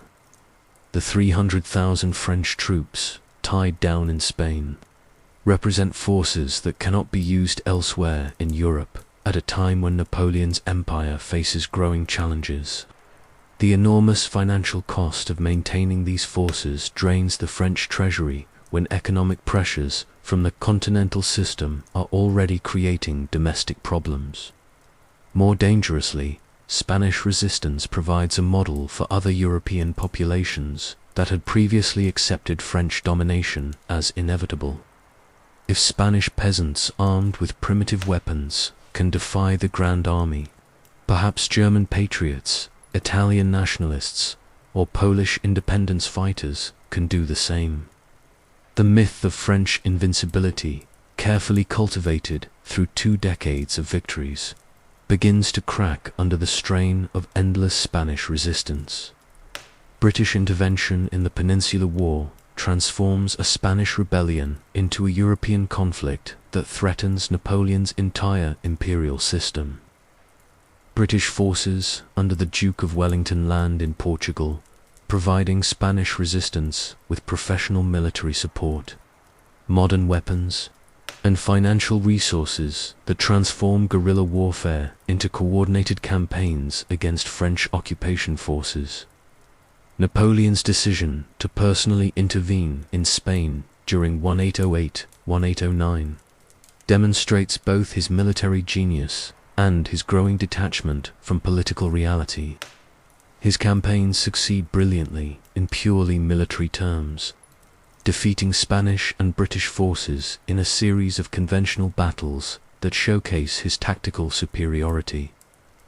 But these victories accomplish nothing strategically because they don't address the fundamental problem: the Spanish people's refusal to accept French rule, regardless of its benefits or the cost of resistance. More ominously, Napoleon's personal involvement in Spain removes him from Central Europe at precisely the moment when Austria decides to challenge French dominance again. The War of the Fifth Coalition, launched by Austria in 1809, exploits French preoccupation with Spanish affairs and demonstrates the strategic overextension that Spain has created in Napoleon's empire. Although Napoleon successfully defeats Austria at the Battle of Wagram, the campaign reveals disturbing signs of decline in French military effectiveness. His soldiers fight with less enthusiasm than in previous wars. His officers show less confidence in his strategic vision. His enemies demonstrate greater competence in conventional military operations. The easy victories that characterized Napoleon's earlier campaigns give way to harder-fought battles that achieve less decisive results. The Spanish conflict also accelerates Napoleon's personal transformation from political manipulator to megalomaniacal tyrant. Frustrated by his inability to solve the Spanish problem through conventional means, he begins to believe his own propaganda about the civilizing mission of French imperialism with a fanaticism that replaces his earlier cynical pragmatism. Rather than viewing Spanish resistance as a political problem requiring political solutions, Napoleon increasingly sees it as evidence of Spanish cultural inferiority that justifies whatever measures are necessary to impose French superior civilization. The Spaniards aren't defending their legitimate interests. They're clinging to backward traditions that prevent them from appreciating the benefits Napoleon offers them. This shift in Napoleon's thinking has consequences that extend beyond Spanish policy. He begins to view all resistance to French expansion as evidence of cultural backwardness rather than legitimate opposition to foreign domination. German patriotism becomes German stupidity. Russian nationalism becomes Russian primitivism. British opposition becomes British jealousy of French achievements. The Spanish disaster reveals the fundamental contradiction in Napoleon's imperial project. His system depends on voluntary cooperation from conquered peoples. But that cooperation can only be maintained as long as French rule serves their interests better than independence. When populations like the Spanish decide that freedom matters more than prosperity, that dignity outweighs security, that cultural identity transcends administrative efficiency, Napoleon's sophisticated methods of control become useless. By 1812, the Spanish War has been raging for 4 years with no end in sight. French forces control Spanish cities during the day but face guerrilla attacks every night. French administrators govern Spanish provinces from behind the protection of French bayonets, while Spanish civilians provide intelligence to British and Spanish forces operating in the countryside. The dream of integrating Spain into Napoleon's continental empire has become a nightmare of endless violence that drains French resources while inspiring resistance throughout Europe. But Napoleon, trapped by his own success and his growing megalomania, cannot abandon Spain without admitting that his methods of imperial control have fundamental limitations. Instead, he chooses to seek a solution to the Spanish problem through an even more audacious gamble, the invasion of Russia. If he can force Tsar Alexander back into strict compliance with the continental system, British support for Spanish resistance will become irrelevant and Spanish opposition will collapse. This decision to solve the Spanish problem through Russian conquest represents Napoleon at his most dangerously deluded. Rather than recognizing that his imperial system has reached the limits of expansion, he chooses to believe that one more great victory will solve all his problems. Rather than acknowledging that his methods of control cannot overcome determined popular resistance, he convinces himself that sufficient force can crush any opposition. The Spanish ulcer, as Napoleon himself will later call it, has revealed the fatal weakness in his imperial design. It requires the consent of peoples who can choose not to consent. When that consent is withdrawn, as the Spanish have withdrawn it, all of Napoleon's genius for manipulation becomes irrelevant, and his empire must be maintained through pure force against populations that prefer destruction to submission. This lesson, learned too late in the burning villages of Spain, will be repeated on an even more catastrophic scale in the frozen plains of Russia, where another proud people will choose martyrdom over collaboration, and where Napoleon's empire will finally encounter forces that his genius cannot overcome and his will cannot bend. June 24th, 1812. The sun rises over the Niemen River as the greatest military force in European history prepares to cross into Russia. 600,000 men from a dozen nations march under the eagle standards of Napoleon's Grande Armée, their bayonets gleaming in the morning light, their faces reflecting confidence born from 2 decades of victory.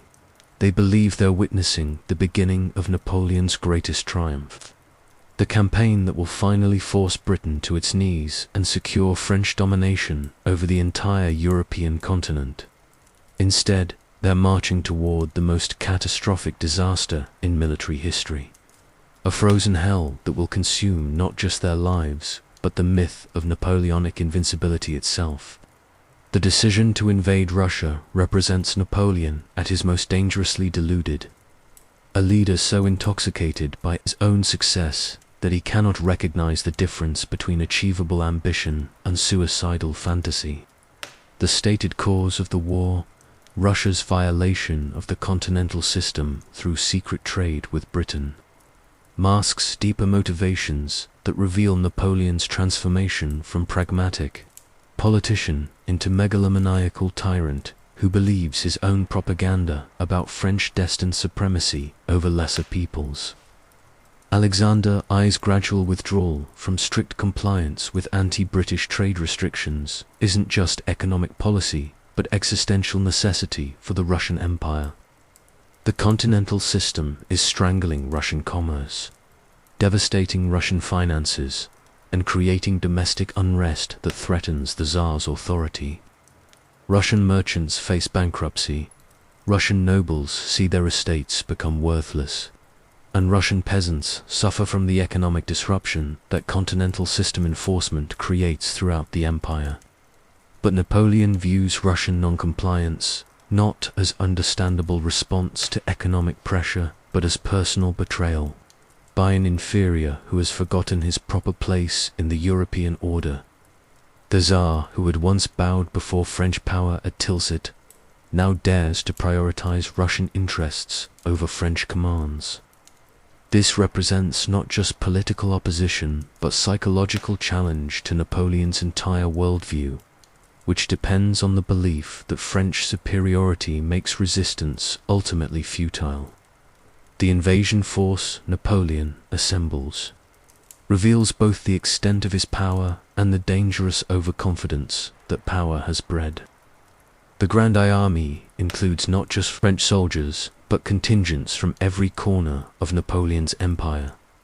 Germans and Italians, Poles and Dutch, Austrians and Spaniards, all marching under French command toward Russian destruction. This international composition isn't evidence of European unity behind French leadership, but proof of French ability to compel military service from reluctant allies who have no choice but to contribute to wars they may privately oppose. The logistics of moving 600,000 men across the vast distances of Eastern Europe present challenges that would have deterred more cautious commanders. Napoleon's solution demonstrates his typical combination of administrative genius and reckless ambition. He creates supply systems of unprecedented sophistication, while assuming that rapid victory will make those systems unnecessary. His quartermasters calculate food and ammunition requirements with mathematical precision, but their calculations assume a short campaign ending in Russian surrender after 1 or 2 decisive battles. This assumption reveals Napoleon's fundamental misunderstanding of Russian character and Russian strategic options. Throughout his European campaigns, he has succeeded by forcing enemy rulers to accept battle under conditions that favor French tactical superiority, then exploiting victory to impose political settlements that serve French interests.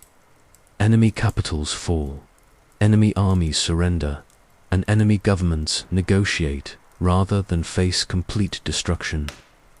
Russia offers different possibilities that Napoleon's experience hasn't prepared him to recognize.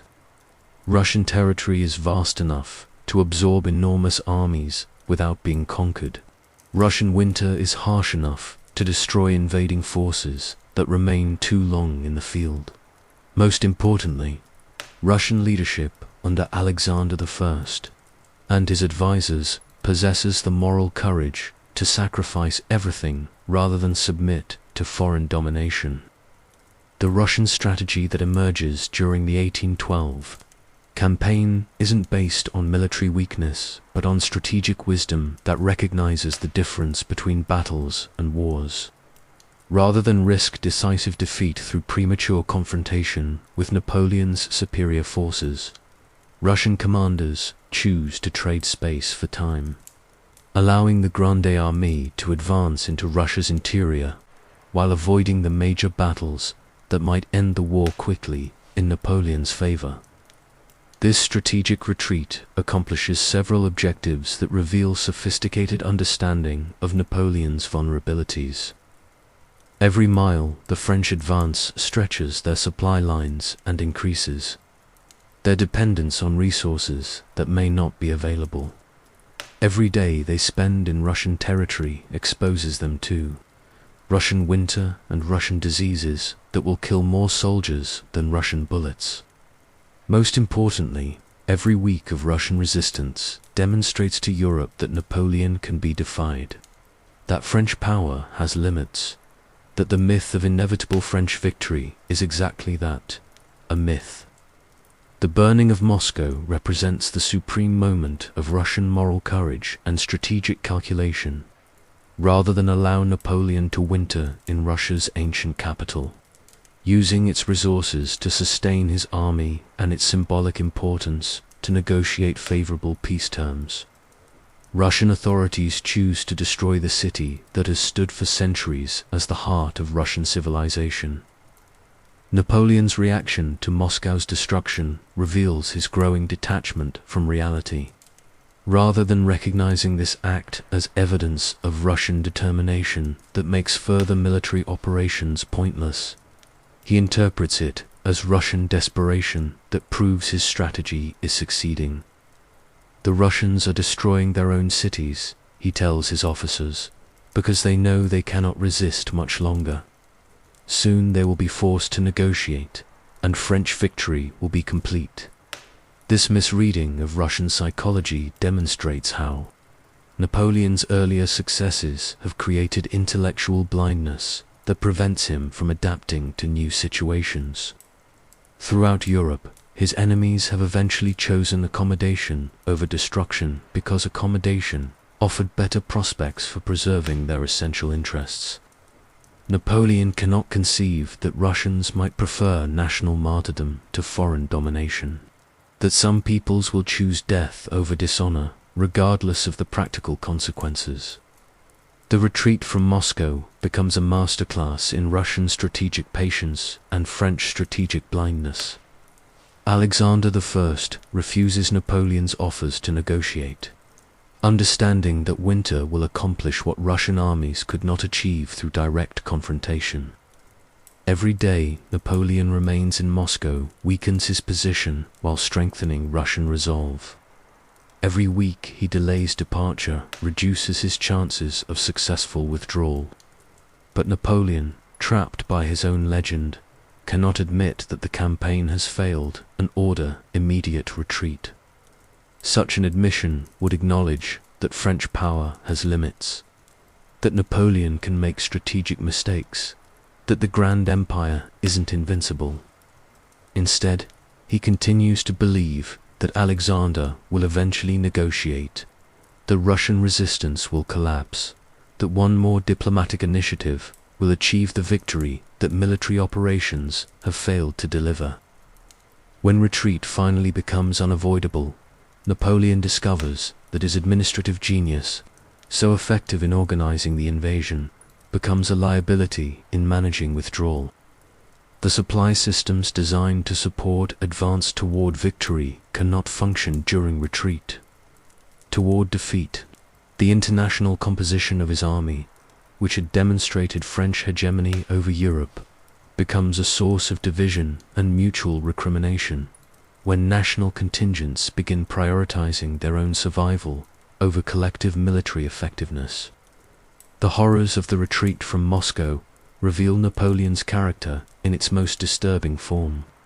As his soldiers die by the thousands from cold, hunger, and disease, as his officers abandon their commands to save themselves, as his allies desert his cause to preserve their own forces, Napoleon focuses not on minimizing the human catastrophe, but on preserving his personal reputation and political position.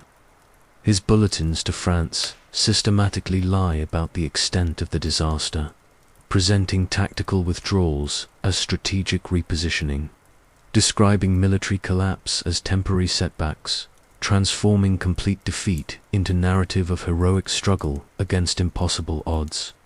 Even as the Grande Armée disintegrates around him, Napoleon prioritizes propaganda over reality, image management over human lives.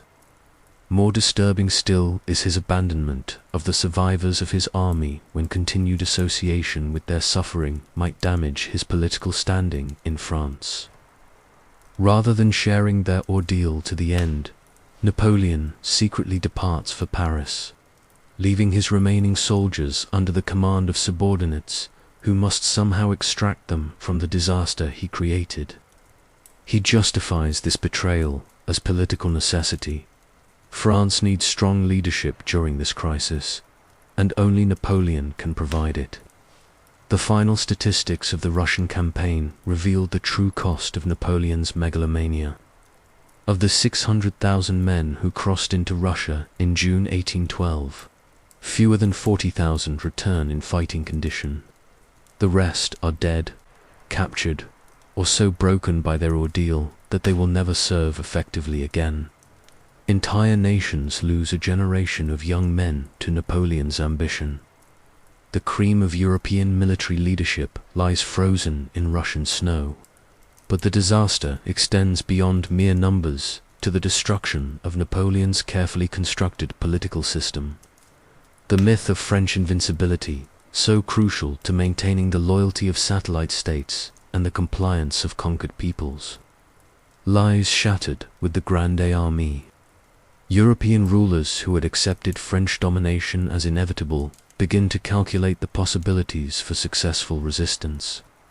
German patriots, Italian nationalists, and Spanish guerrillas draw inspiration from Russian success in defying the seemingly invincible French emperor. The Russian campaign reveals Napoleon as a leader who has become the prisoner of his own success, incapable of recognizing when ambition exceeds capability, unwilling to accept limitations that might preserve what he has already achieved. His genius for political manipulation, so effective in managing human weaknesses, becomes useless when confronted with human courage that chooses honor over survival. More fundamentally, Russia demonstrates the ultimate bankruptcy of Napoleon's imperial philosophy.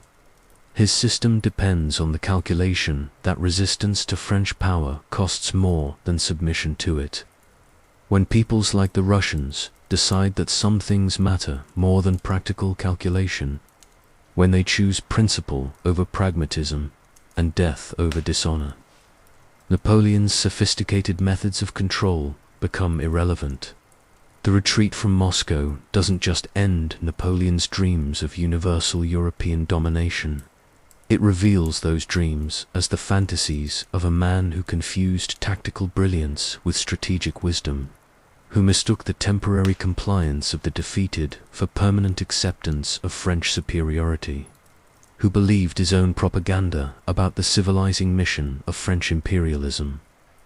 As the survivors of the Grande Armée staggered back across the Niemen River in December 1812, they carry with them not just the physical wreckage of Napoleon's greatest army, but the moral destruction of his claim to represent progress and enlightenment. The frozen corpses scattered across 1,000 miles of Russian landscape testify not to the glory of French arms, but to the human cost of unlimited ambition, serving itself rather than any higher purpose. The Russian disaster marks the beginning of Napoleon's end, but it also reveals the character that made that end inevitable. He is a man who learned to manipulate human weakness but never understood human strength, who mastered the politics of fear and greed but remained ignorant of the power of love and principle, who could conquer nations but could never govern his own. Limitless appetite for power and dominance over his fellow human beings. January 1813. Across the frozen landscape of Eastern Europe, the remnants of the Grande Armée struggle homeward through snow stained with blood and littered with abandoned equipment.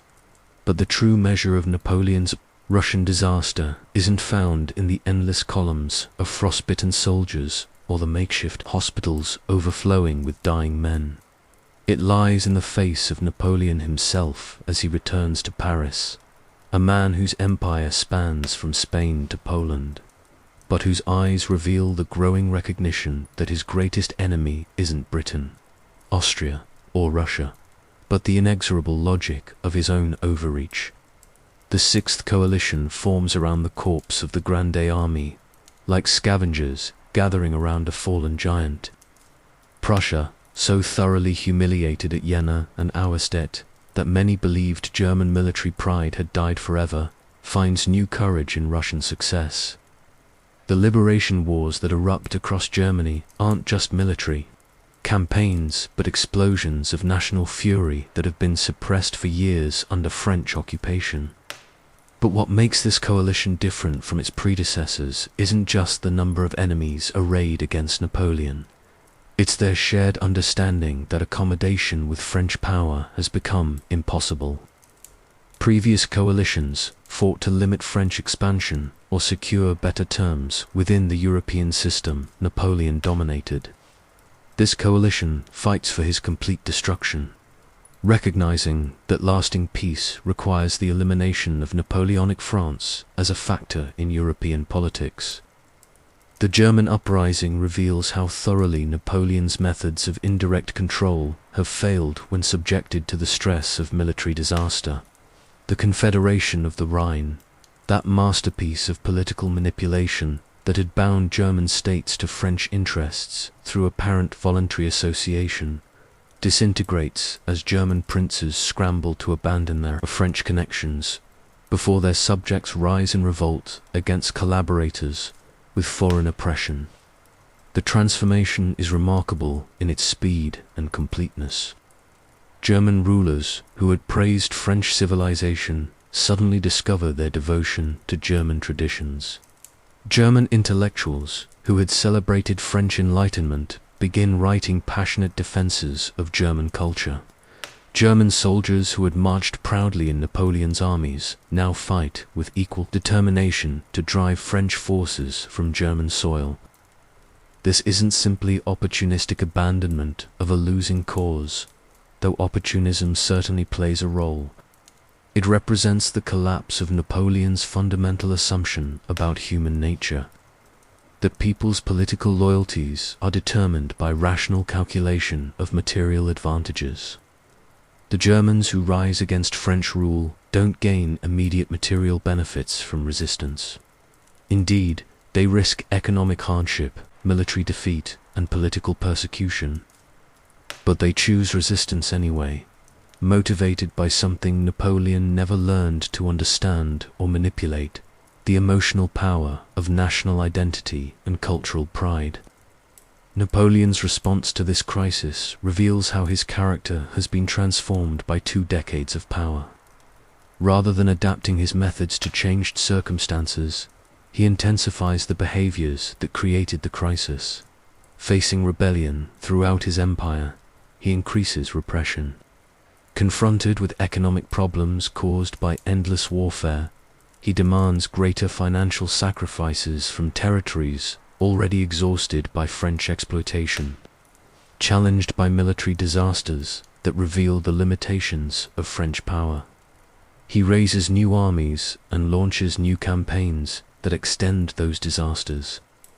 The campaigns of 1813 demonstrate both Napoleon's continued tactical brilliance and his growing strategic blindness. At Lutzen, Botzen, and Dresden, he achieves tactical victories that showcase his military genius remains undiminished. His ability to concentrate forces, exploit enemy mistakes, and coordinate complex military operations still surpasses that of any opponent.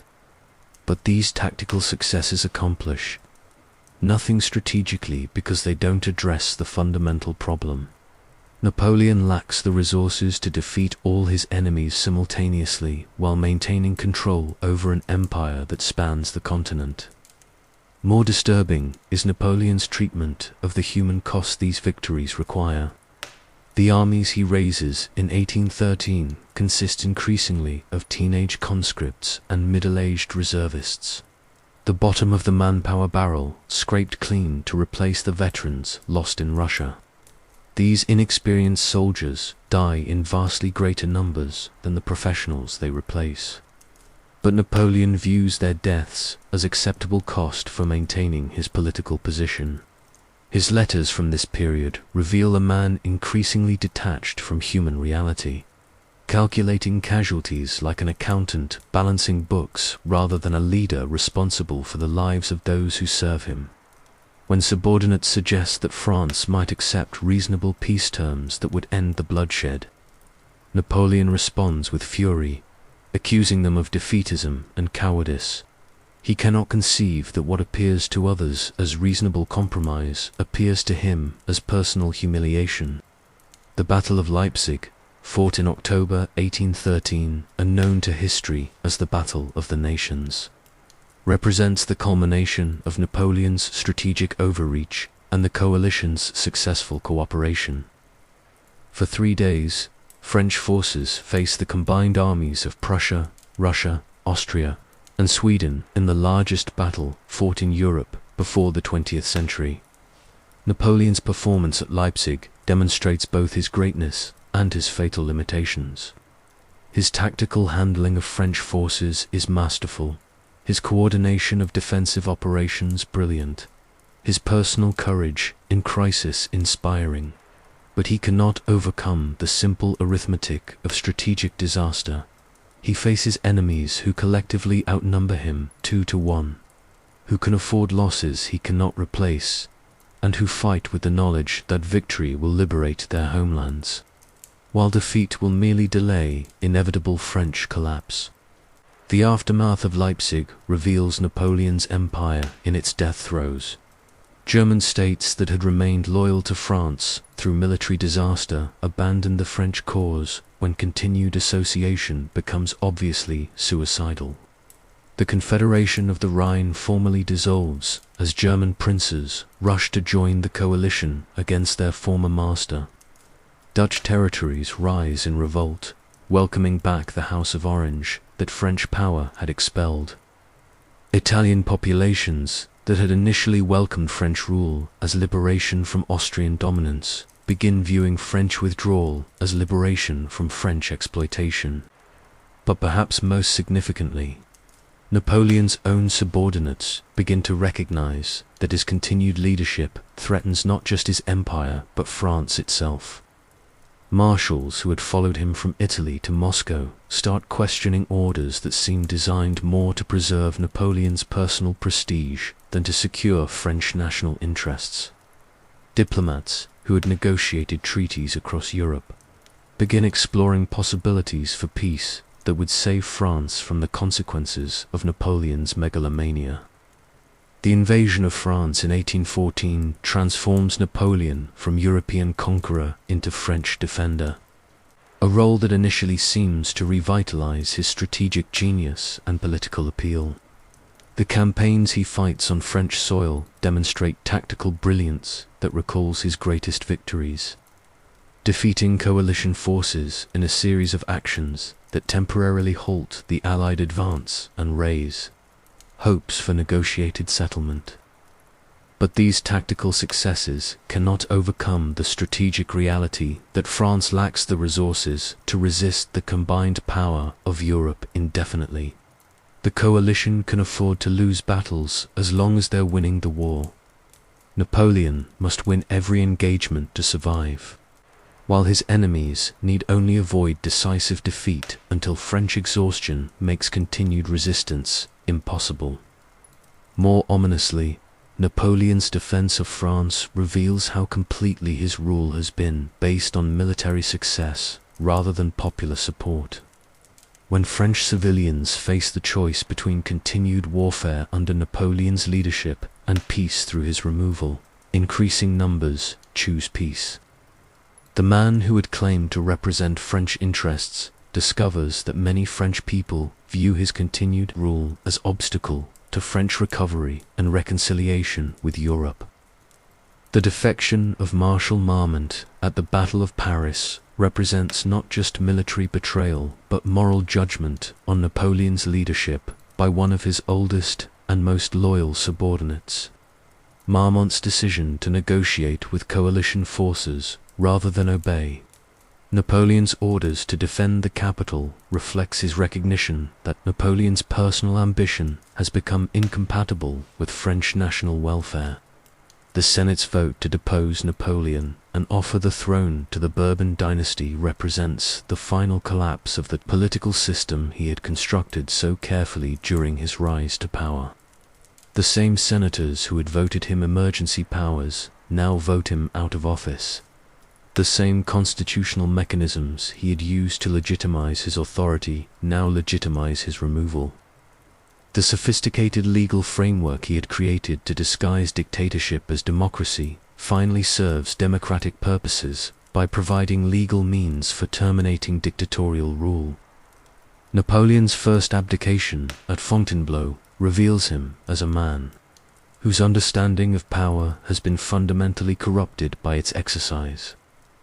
Rather than accepting responsibility for the disasters his leadership has brought to France and Europe, he blames others, treacherous subordinates who abandoned him, ungrateful peoples who failed to appreciate his genius, foreign enemies who refused to recognize his superiority. His agreement to accept exile on the island of Elba with retention of imperial title and an annual pension represents not genuine acceptance of defeat, but tactical retreat in preparation for return to power. Even in apparent submission, Napoleon plots recovery, viewing his abdication as temporary setback rather than permanent end to his career. He cannot conceive that his time as master of Europe has ended permanently, that the forces he unleashed through his rise and reign have made his return impossible. The restoration of Louis XVIII and the Bourbon monarchy that follows. Napoleon's abdication initially appears to solve the problem of French leadership and European stability. But the returning Bourbons face an impossible task, governing a France transformed by 25 years of revolution and empire, satisfying French populations accustomed to meritocratic advancement and administrative efficiency, while reassuring European allies traumatized by decades of French aggression under revolutionary and imperial leadership. The 100 days that follow Napoleon's return from Elba demonstrate both the persistent power of his legend and the ultimate impossibility of restoring his empire. His march from Cannes to Paris, welcomed by enthusiastic crowds and defecting soldiers, proves that many French people still see him as their natural leader. But his attempt to rebuild the Grande Armée and challenge the European coalition reveals that nostalgia cannot overcome strategic reality. The coalition's response to Napoleon's return shows how completely his previous behavior has poisoned possibilities for accommodation or compromise. European leaders who might have accepted his peaceful retirement cannot risk his return to power. They declare him an outlaw, organize the Seventh Coalition, and prepare for military operations designed not just to defeat him, but to eliminate him permanently as a factor in European politics. The Waterloo campaign represents Napoleon's last attempt to use military victory to solve political problems that military methods cannot address. His strategic plan is characteristically brilliant. Defeat the Prussian and British armies separately before they can coordinate their operations. Then use victory to negotiate European acceptance of his restored empire. But the execution of this plan reveals how the disasters of 1812-1814 have degraded French military capabilities below the threshold required for Napoleon's strategic ambitions. The army he commands at Waterloo lacks the experience, equipment, and morale of the forces that had conquered Europe a decade earlier. His subordinates, traumatized by previous defeats, show less confidence in his leadership and less enthusiasm for renewed warfare. Most significantly, Napoleon himself appears diminished by the stress of his previous defeats and the recognition that his return represents his last chance for vindication or destruction. The man who had once seemed superhuman in his energy and confidence now appears merely human, capable of mistakes in judgment and execution that his enemies can exploit. The Battle of Waterloo doesn't just end Napoleon's military career. It represents the final judgment of history on his character and career. His defeat comes not from superior enemy genius, but from his own limitations. His inability to delegate authority effectively, his tendency to micromanage operations that required flexible response to changing circumstances, his failure to recognize when tactical objectives conflict with strategic necessities. But more fundamentally, Waterloo represents the inevitable conclusion of Napoleon's transformation from servant of revolutionary ideals into servant of personal ambition. The young officer who had once fought for French liberty becomes the emperor who fights primarily to maintain his own power. The champion of merit and equality becomes the defender of his own privileged position. The liberator of peoples becomes their oppressor, and ultimately their victim. As Napoleon faces final defeat on the field of Waterloo, he confronts not just military disaster, but the complete collapse of everything he has sought to build. His empire lies in ruins, his legend shattered, his enemies triumphant. The man who once seemed to hold Europe in his hands discovers that power built on manipulation, conquest, and the systematic betrayal of ideals cannot survive when those methods finally encounter forces they cannot overcome. The aftermath of Waterloo represents not just Napoleon's personal tragedy, but the tragic conclusion of an entire era in European history. The revolutionary ideals that had inspired millions to believe in the possibility of human liberation and social progress lie buried beneath the evidence of what those ideals become when they serve unlimited personal ambition rather than genuine commitment to human welfare and dignity. October 15th, 1815. On the remote island of St. Helena, 1,200 miles from the nearest continent, Napoleon Bonaparte paces the narrow confines of Longwood House like a caged predator slowly coming to terms with the bars of his prison. The man who once commanded armies stretching from Madrid to Moscow now commands nothing but his own memories and the gradually diminishing loyalty of a handful of followers who share his exile.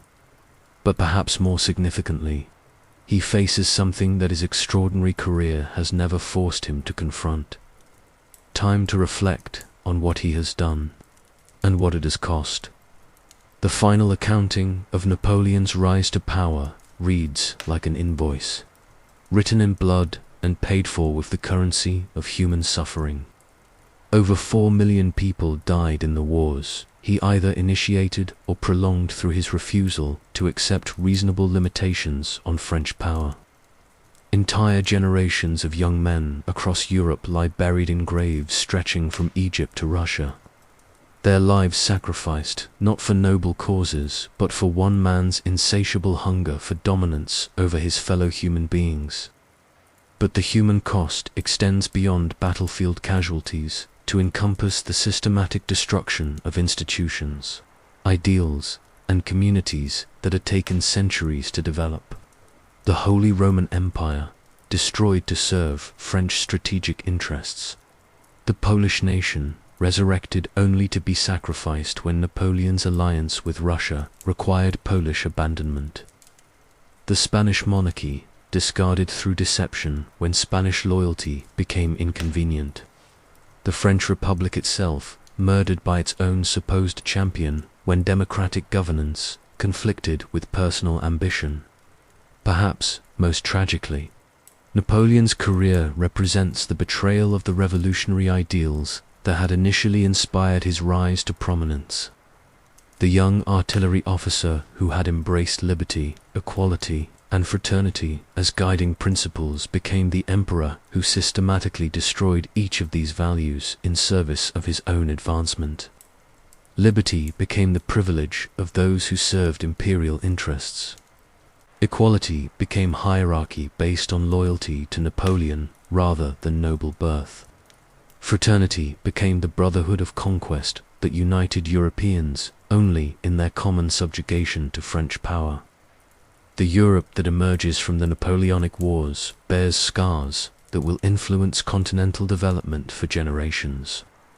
The nationalism awakened by French conquest and occupation becomes a dominant force in 19th century politics, leading to wars of unification, liberation, and empire that make Napoleon's conflicts appear modest by comparison.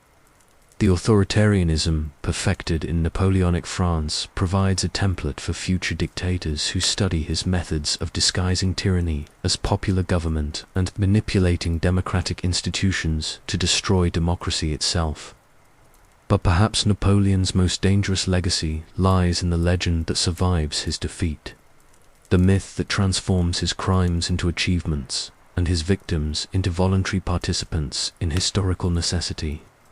The romantic interpretation of his career, encouraged by his own memoirs and perpetuated by historians who mistake tactical brilliance for moral greatness, obscures the reality of what his rise to power actually represents: the systematic corruption of revolutionary ideals by personal ambition, the transformation of liberation into oppression, and the demonstration that even the most sophisticated political systems can be destroyed from within by leaders who understand how to exploit human weaknesses for personal gain. The prisoners who share Napoleon's exile on St. Helena witness his final transformation from world conqueror to historical curiosity. Stripped of power, removed from the stage where his manipulative genius could operate, he becomes merely human, petty in his complaints, obsessed with his reputation, unable to accept responsibility for the disasters his leadership created. The superhuman figure who had seemed to reshape reality through sheer force of will reveals himself as a man whose apparent greatness depended entirely on his ability to make others pay the cost of his ambitions. His death on St. Helena in 1821, whether from cancer, arsenic poisoning, or simple despair, ends not just his personal story but an entire chapter in European history. The revolutionary era that began with such promise in 1789, that seemed to offer the possibility of human liberation from traditional forms of oppression and exploitation, concludes with the recognition that new forms of tyranny can be more dangerous than old ones, that popular government can be destroyed by popular leaders, and that the greatest threats to human freedom may come not from external enemies, but from internal corruption of democratic institutions by those entrusted to protect them. Yet Napoleon's story also serves as a warning about the eternal vulnerabilities of human societies too: demagogic manipulation and authoritarian seduction, his methods of gaining and maintaining power, his techniques for transforming conquest into apparent liberation and oppression into apparent progress, remain relevant for understanding how democratic societies can be destroyed by leaders who promise to save them from chaos while actually creating the chaos that justifies their own unlimited authority. The young Corsican who began his career as an outsider seeking acceptance in French society ended as the ultimate insider, a man who understood the weaknesses of human nature so thoroughly that he could exploit them to gain dominion over millions of people, who believed they were benefiting from his leadership even as he systematically destroyed their freedom, their prosperity, and ultimately their lives. The dark side of Napoleon's rise to power isn't found in any single act of cruelty or moment of betrayal, but in the cumulative effect of thousands of compromises with principle, accommodations with evil, and calculations that treated human beings as resources to be managed, rather than individuals deserving of respect and consideration. It's found in the transformation of a young man who once believed in justice into an emperor who defined justice as whatever served his interests. Most disturbingly, it's found in his demonstration that ordinary human weaknesses, fear, greed, ambition, and the desire for security, can be manipulated by sufficiently skilled leaders to make people complicit in their own oppression, enthusiastic participants in their own enslavement, and grateful recipients of chains they mistake for jewelry. As we look back across 2 centuries at Napoleon's career, the question isn't whether such a figure could emerge again. History provides abundant evidence that every generation produces potential Napoleons, individuals whose combination of talent, ambition, and moral flexibility makes them capable of exploiting social chaos and popular desperation for personal advancement. The question is whether we have learned enough from Napoleon's rise and reign to recognize such figures, before they gain the power to implement their visions of human society organized around their personal authority. The question is whether democratic institutions can be strengthened sufficiently to resist the sophisticated techniques of manipulation that Napoleon pioneered and that his successors have refined. The question is whether we have learned to distinguish between leaders who serve principles larger than themselves and leaders who use principles as tools for advancing their own interests. The question is whether we can recognize the difference between genuine liberation and the counterfeit freedom that comes from trading self-governance for efficient administration by benevolent despots. The story of Napoleon Bonaparte's rise to power remains relevant, not because it's unique, but because it's repeatable. The methods he used, the weaknesses he exploited, the institutions he corrupted, and the people he deceived all remain available to future leaders who combine sufficient intelligence with insufficient conscience. His legacy challenges every generation to remain vigilant against the eternal human temptation to trade freedom for security, principle for pragmatism, and self-governance for the promise of efficient leadership by superior individuals who claim to understand better than ordinary citizens what policies serve the common good. The young artillery officer who became Emperor of the French and Master of Europe ultimately failed not because he lacked intelligence, courage, or administrative skill, but because he confused power with greatness, domination with achievement, and the ability to compel obedience with the right to command respect. His rise to power remains one of history's most compelling stories because it demonstrates both the heights human ambition can reach and the depths to which it can sink when ambition serves itself rather than humanity. It reminds us that the greatest dangers to human freedom and dignity may come not from external enemies, but from internal corruption. Not from foreign conquest, but from domestic betrayal. Not from obvious tyrants, but from seductive leaders who promise everything and deliver nothing but chains.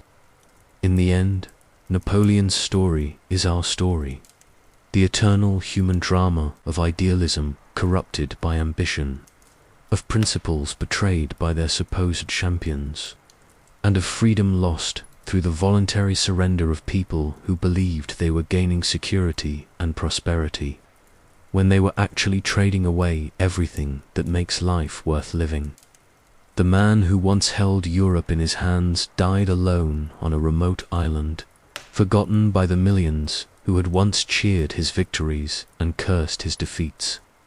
But his methods of gaining and using power remain alive, waiting for the next ambitious leader who understands that the greatest victories are won not on battlefields but in the human heart, where fear and hope, greed and idealism, wisdom and folly wage their eternal war for the soul of civilization itself. This, then, is the dark side of Napoleon's rise to power, not just the story of one man's transformation from revolutionary to tyrant, but the revelation of how easily such transformations can occur, how willingly people participate in their own enslavement, and how sophisticated the techniques of oppression can become when they disguise themselves as liberation. It's a story that ends not with Napoleon's death on St. Helena, but with our own ongoing responsibility to ensure that his methods of manipulating human nature for authoritarian purposes never again find such fertile ground in societies that mistake efficiency for justice, order for freedom, and the brilliance of their leaders for the wisdom of their institutions. The reckoning continues.